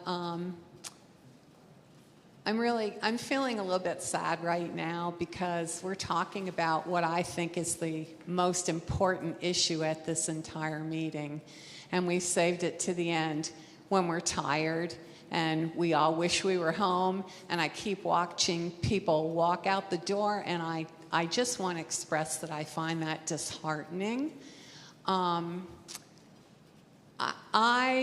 I spent my graduate school years in public administration, and one of the big deals was budget. Every class talked about budget, budget, budget. And the budget is not just the boring line of numbers. The budget tells you where the heart is in your organization. It tells you what it means to be part of this organization and what is important to us. I think taking care of our staff is critically important. And I think also standing on the side of love in its broadest context is also incredibly important. And I am really sad about nothing in that budget for social action right now.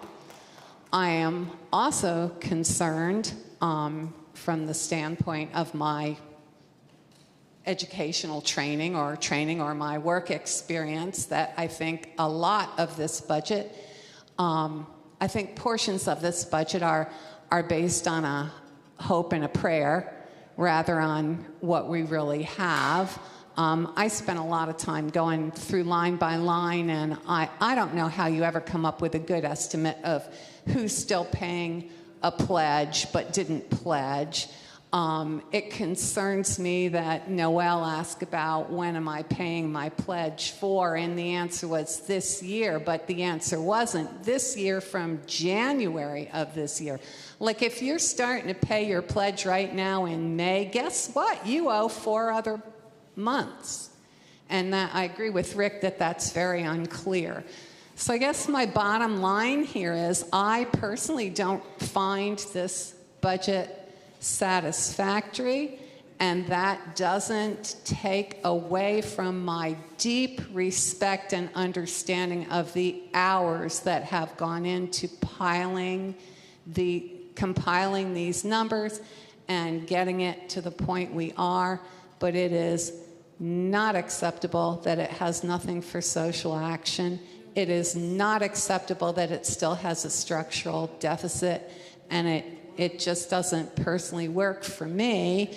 And to me, the elephant in the room is that we have the option to not approve the budget and say we need to look at these issues again. So I see that the VIP is back. Barb, do you have? Yeah. Oh, yes, Mark. I think I'm going to speak. So first, I want to echo what Debbie just said there, that this in no way takes away from all the time and effort that people spent in developing this budget. But because you did put it to us to find the money for VIP, we did go back and we did find things we thought could be reallocated toward VIP. I also wanted to tell a story about VIP. We were just at their annual delegate convention last week, and VUU dominated that convention. Not only was Sarah there speaking, but we had, of the 80 participants, 20 of them were from VUU. And the part that highlighted it for me the most was when the biggest donor, there's a Scottsdale Episcopal Church that gives $8,600 a year to VIP, when the guy stood up in front of everybody and said, VUU, you're my heroes, I want to be like you, because we had so much participation and we do so much there, that really underlined for me how important the work that VIP is. So to that, if we were to come up with $3,100 out of this budget, we looked at, there's $900 budgeted for food for the board, and I think that is for like pizza like this. And in a time when we don't have money to spend on things, I think we can all bring a brown bag lunch or snack somewhere else and not need $900 spent on pizza to have a meeting.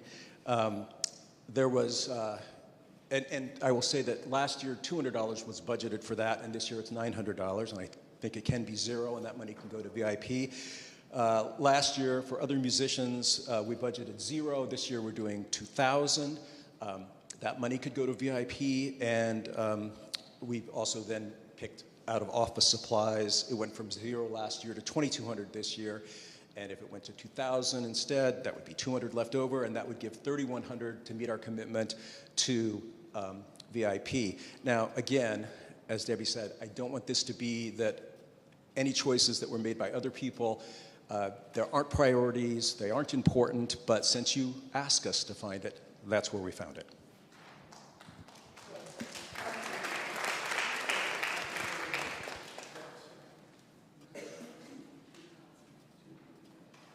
Okay. I'm going to struggle to remember the numbers, but thank you, Mark, for stating them. But let's see. We have a motion from is it Mark Beeler's motion or and Barb moved it.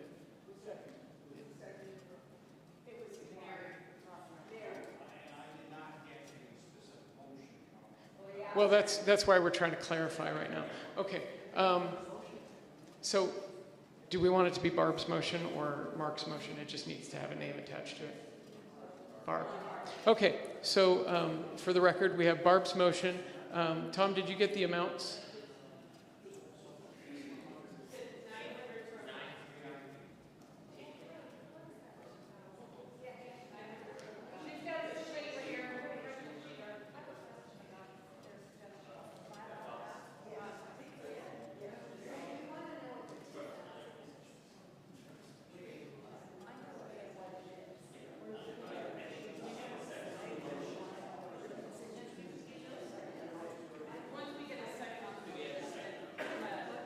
Sure, we have lots of seconds. Yeah. Okay, I need somebody to raise their hand for the second on this motion.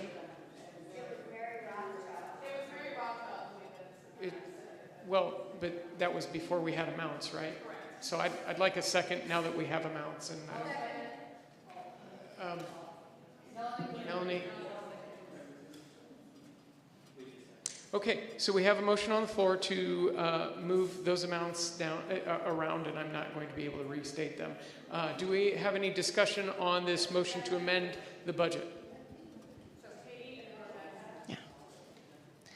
I just want to express concern to cut from the music budget even more because I'm just learning about the $3,800 to be cut, and to cut from the $2,000 of special music that would cut some new employees that we gained this year with Beth Wyman and Noelle Hyman that covers the weeks that I'm off. So that would negatively impact the music program. And to cut from capital music to tune the pianos alone is $450. So we usually get it tuned twice a year, and that's a big bulk of that budget. So I'm just concerned to be cutting again out of music until I look at it entirely. That makes sense.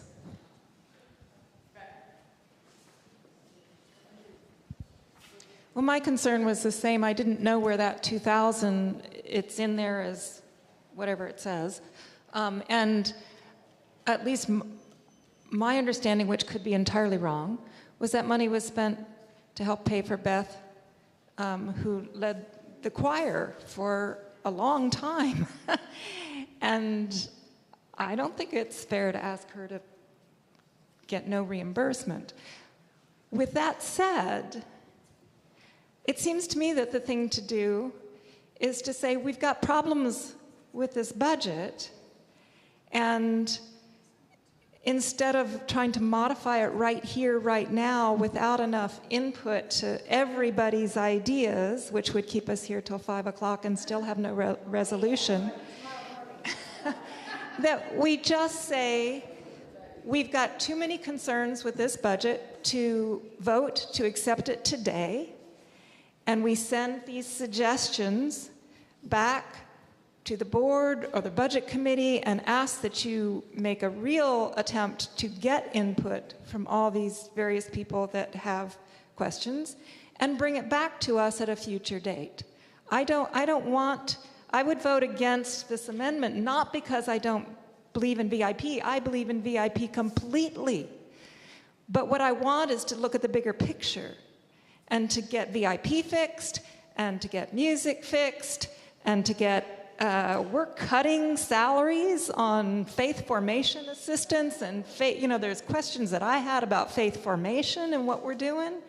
And this is a bigger problem than VIP.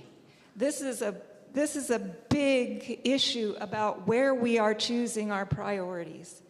And we're not ready to make that vote, or I would rather that we not make that vote today with so many things still up in the air and needing fixing.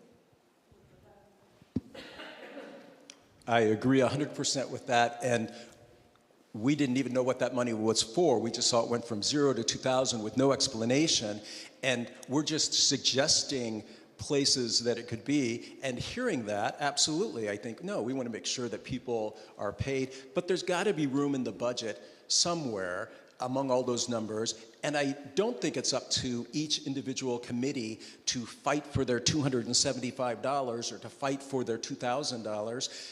There need to be broad decisions made by leadership that say, tough luck, VIP, we're not doing it, or tough luck, music, we're not doing it, but it's not for us to try and take other people's money out of little pockets. It's up for leadership to do that. Thank you. Well, a couple of my questions have been answered because I wanted to say thanks to the person, I think this gentleman, who said we need to consider where we can ask for volunteers without pay. The music program comes to mind. I don't know what's going on there. There seems to be a lot of secrecy. And that's very resentful to those of us who are in the choir or used to be in the choir. I'm one of those. I no longer am. I feel that I want to know where the $2,000 for the choir, what are they called? The miscellaneous, yeah. What are those costs for the choir and to the music program that are up to $2,000? I don't understand that. Many organizations have lots of volunteer things. Now, granted, we need a director and we need a pianist. Nobody pays choir members. Nobody ever said, hey, here's $10 for singing in the choir this year. We need to be responsible about where we make these cuts. We've been living kind of high on the hog, it seems, because we all know that we have this money in reserve. And I think every committee would like to have a piece of that. We need to be very careful about how we spend our money. And I still want to know where that $2,000 for the choir is going. For the music department.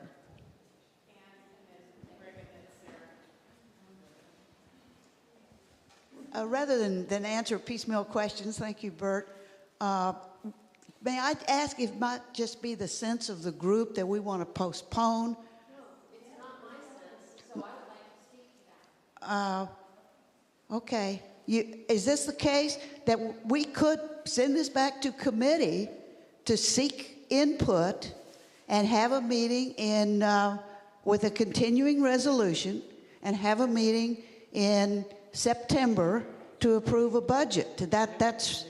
But if that's not, okay. So I'm not going to propose that, although I don't know what in the world you all want to do. It was, okay, Sarah. I hate to say it, but this is deja vu 2009. when I proposed that we table the budget for 3 months, we could operate on an existing budget for the next 3 months while we work out all of the details and come back and try to come up with a better plan for how to reduce the structural deficit. Because we're not. So I'm one of the people who spent a lot of time trying to figure out how to plug money back in as we came up with it over the last month. And I just want to say that while there are places where we are missing some money that you would like to have it, that I actually believe overall this budget is very workable. There are some things that will move during the year. The budget's not a static thing, it's a moving, dynamic thing.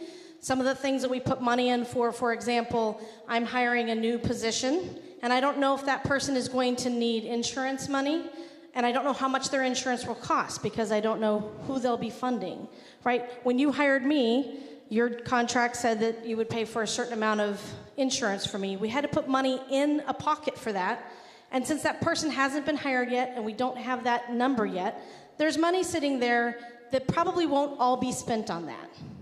And then there will be money that can be moved from that to some other place, like, for example, the Faith Formation Assistant position. I feel very good about where the staff positions are right now. Not great. We would have liked to have had raises, but I'm glad not to have a 25% cut. Hello. Okay, this looks way better than a month ago. I would be willing, for the moment of just making things simpler right now, to even offer $3,000 of my professional development money to go towards VIP, knowing that I will get that back at some point during the year. I believe that. We have a new stewardship share. We're going to be working on fundraising, getting things rented. I am not in a place of being super worried about all of these individual details. We had to plug a huge hole, and we plugged it pretty well. We should be celebrating. If it makes it workable for us to move that money quickly and easily, I'm fine with that. I would offer that up. And I don't want anybody to say, oh, no, you can't do that. I know my professional development money is driven by a 10% thing that's in my contract. But I get the discretion to decide what to do with that. And last year I spent $5,000 of it on Reverend Sam because I believed in the work that we did. Yes. So whatever it takes. For me, being able to go on vacation and knowing that we have a workable budget, workable doesn't mean perfect. Workable means we filled most of the gaps, we know there's things that we need to work on the income side, and most of the things that are important are there, we can move forward. That's all I wanted to say, just as a weigh-in.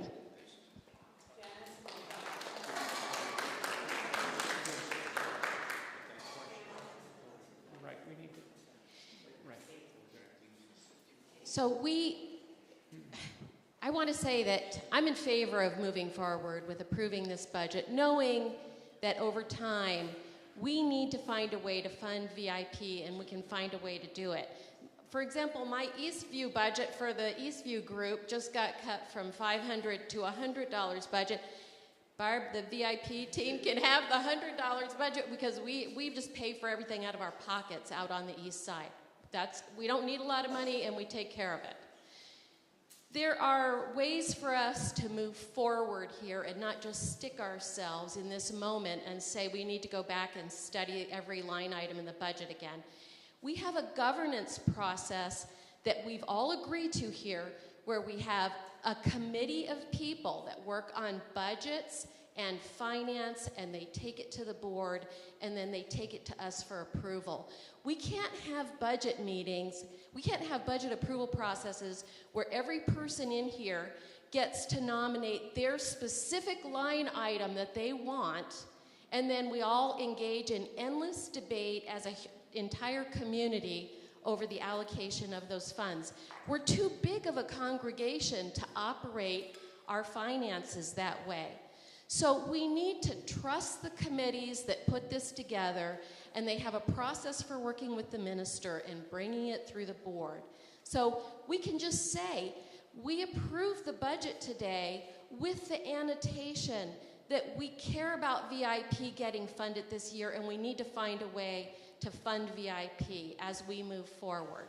And that way we're not stuck here, just worried about every other line item in the budget. Let's give our board a budget that they can move forward with, knowing we're going to be able to tweak some things as the year moves on, just like Rev Sarah said.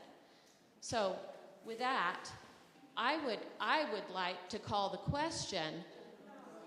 Well, just to be clear, we have an amendment on the floor to change the budget as VIP described it. I'm not going to be able to restate the numbers.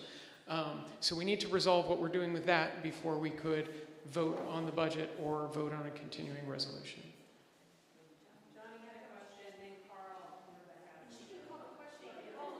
Oh, she can call the question on the amendment. Yeah.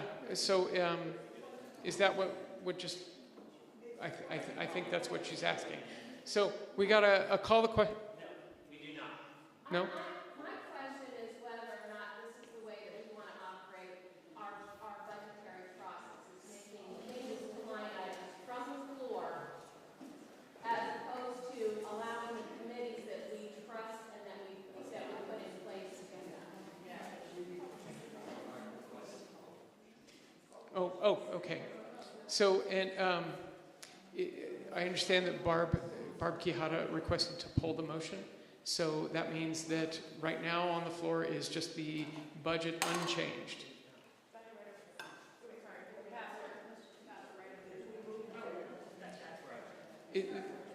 The amendment got rescinded.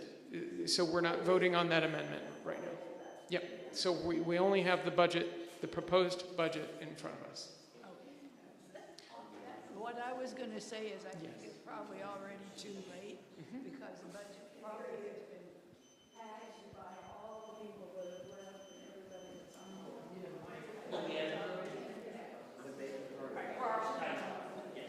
Carl, Rebecca, and Chris and Rick. Yeah, I just want to say it was brought up that, about making difficult decisions. And that's what has gone on. Difficult decisions have been made. And my past experience has been that we come forward with the committee's work in balancing things out, and it's a reality check. And then, over the course of the year, we've, as Sarah said, it's a fluid thing. So I trust what the committees did. Of course, I'd like to fund VIP and everything else and give raises, but in order for that to happen, then that's going to be part of what we talk about with stewardship. But this is educational about the reality of what's been pledged by the congregation versus what we want to spend. So I would say I am in favor of voting up or down on the budget.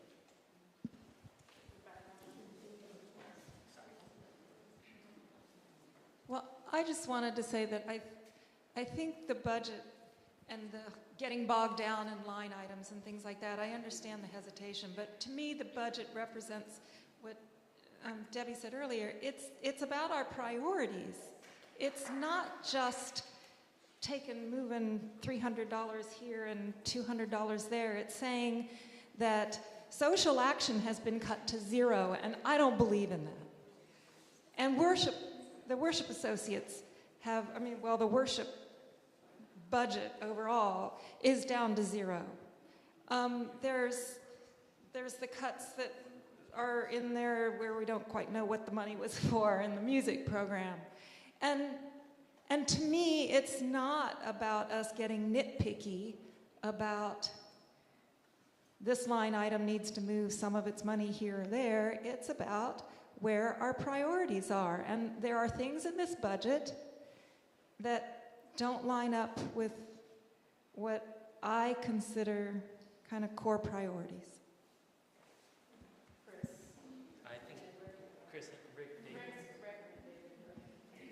So I really wanted to call the question, but before we do that, I wanted to speak up for the utilities maintenance on the other side. I think we need to increase that line item.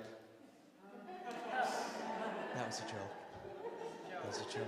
I thought we needed a little levity in here. I think once we get to all advocating for the things that we want, some of the things we need get overlooked. And I think that we do have to make sure that we trust the people who are put in charge of doing this and give them our support.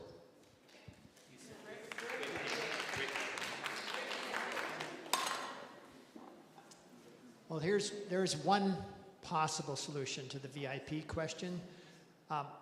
VIP came to us, the Special Funds Committee, several years ago when Andy was our minister and asked that we could start paying dues. VUU had never paid dues before to VIP, and they asked if Special Funds could grant a small amount to get the dues started, and we said, sure. And what I'm saying is that if there's an emergency associated with the budget that can be fixed by a small grant from Special Funds, personally, as the chair of Special Funds, I would support that. So in other words, we could approve this budget as is with zero for VIP, but VIP could ask Special Funds in the new year for $3,100, and we would consider it. I'm sorry, but I have to make a comment on that. Okay, I'll say something while I'm walking to you. I want to speak up for the absolute right of members and groups in the congregation to amend the budget or send it back with a continuing resolution. We have that right. So trust but verify. And I'm really sorry to take your time. I really am. But when I asked for $500 to supplement our dues 2 years ago, Special Funds told me I could not use it for dues payments. That's why I haven't requested any money for dues payments for VIP, that it had to come out of the budget. We got $500 from Special Funds, but we could not designate it as dues payment. We had to say it was for supplies for meetings and all of those things. So I'll put it in again. You know, I'm glad to do that.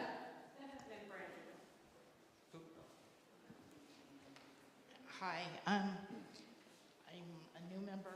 I've not been here very long, but there's some things that I do see. We have a lot of older people in this room.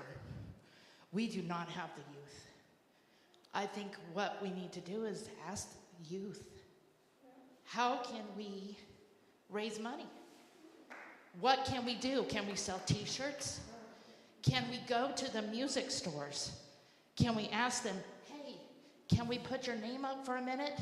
And can you tune our pianos? That's $800 from the budget. We need to engage the youth in this. We need to, I don't know if we have to have a meeting with the youth, what we need to do. But we have middle schoolers, we have teenagers. And they will put in their passions. They can make it happen. So please, engage the youth.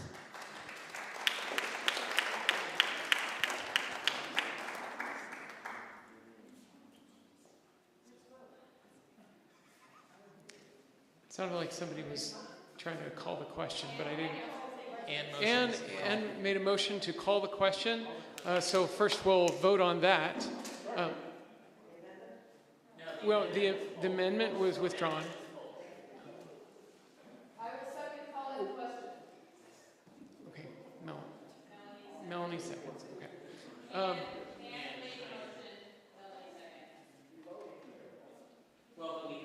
Okay, so right now we're voting on ending discussion, calling the question. Okay, so all in favor of ending discussion, please raise your hand. Okay. Any opposed? Okay, calling question. So please go on the survey and finish it by entering your vote on the budget. And with that, we will end this section and turn the time over to the Leadership Development Committee to announce the winners of the election. Please raise your hand if you need help with submitting your vote if for any reason it doesn't. It's bumping people off, so if we can get the slide back up, or I can come around with my piece of paper. That'd be this, if you do the, Ryan, if you do the new business slide, but just have it internally. There we go. Anybody else get bumped down? Okay, and LDC, if you could announce the winners, that'd be great.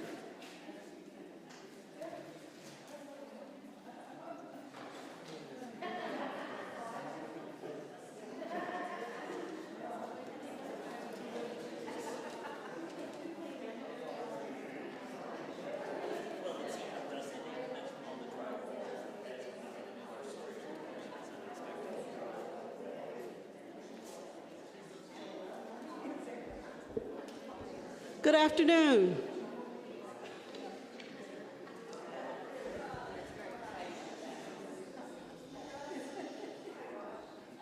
Hello. Good afternoon. For all of you who are still hanging in here, thank you so much. There's a lot of passion in this room. There's a lot of love. There's a lot of concern. And if we work together, it will all work itself out. I want to thank everyone who put their name in to run for offices.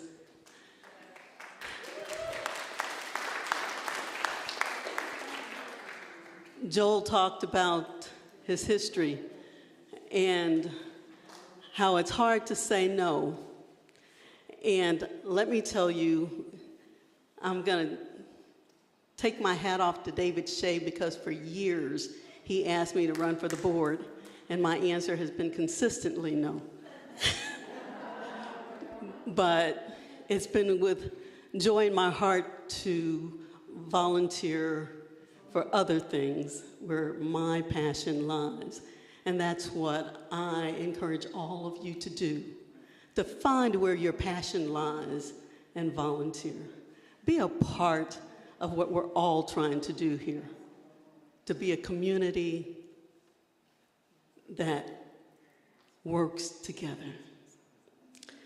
With that said, I have the privilege of announcing the winners of this year's election that will serve going forward. And once again, for everyone that put their name in, thank you very much. And going forward on special funds, we will have Ann Schneider and Joanne McGrath.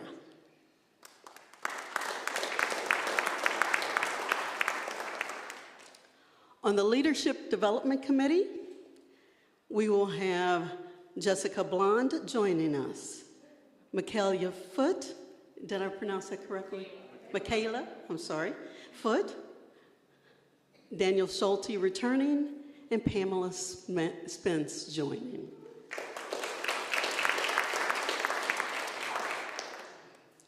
And for the Board of Trustees, drum roll please. Mark Foote returning. Dan Sapaki returning. And David Shea coming back. Thank you all.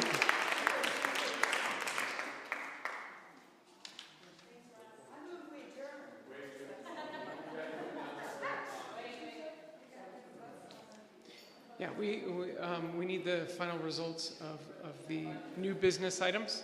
Joel, do you have those titles? Paper ballots that they need to turn in. I received, I have 2. Was there more? Are there more than that?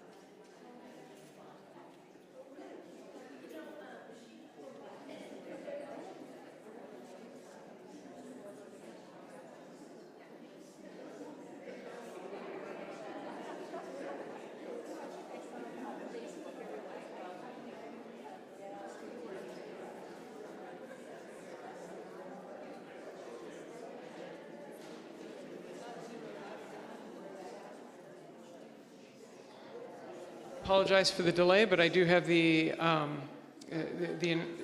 results. Okay, so we received 90 votes in favor for motion 1 to approve the proposed minutes of the 2023 annual meeting. Motion number 2, to approve the proposed changes of Special Funds Committee charter. We received 85 votes in favor, which is more than 2/3, and that passed as well. The motion 3, the bylaw changes to section 6, which was the, that's the voting. That passed with 82 votes in favor. We did not vote on item 4. And then item 5, the budget passed with a vote of 77 in favor. Okay, so that concludes. Joel, do you have the total votes that we received? Yes. There were 86 votes on the... 86 votes. 90 votes total. Okay, so including the paper ballots, we received 90 votes. So everything is out of 90 votes. We had, I haven't added, we had 86 online, 86 votes through the QR code. We had 4 written ballots for the new business. So the motions that we just considered budget changed to special funds charter and changed to LDC procedures. Okay. Just to restate that for anyone online, we had 4 paper ballots and 86 online votes. Okay, so I believe that, is there one more slide, I think? Oh, good. Thank you. This was a very long meeting. Rita?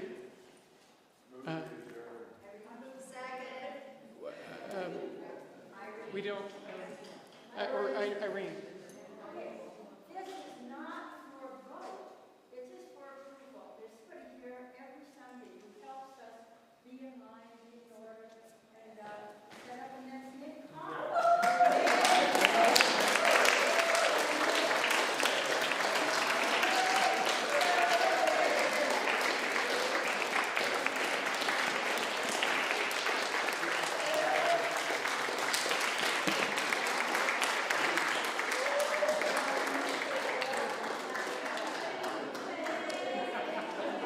Okay. Do I need to formally? We don't, do we have to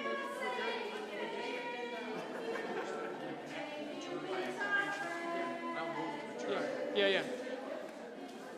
Okay, thank you everyone. Have a great night. Or the rest of your day.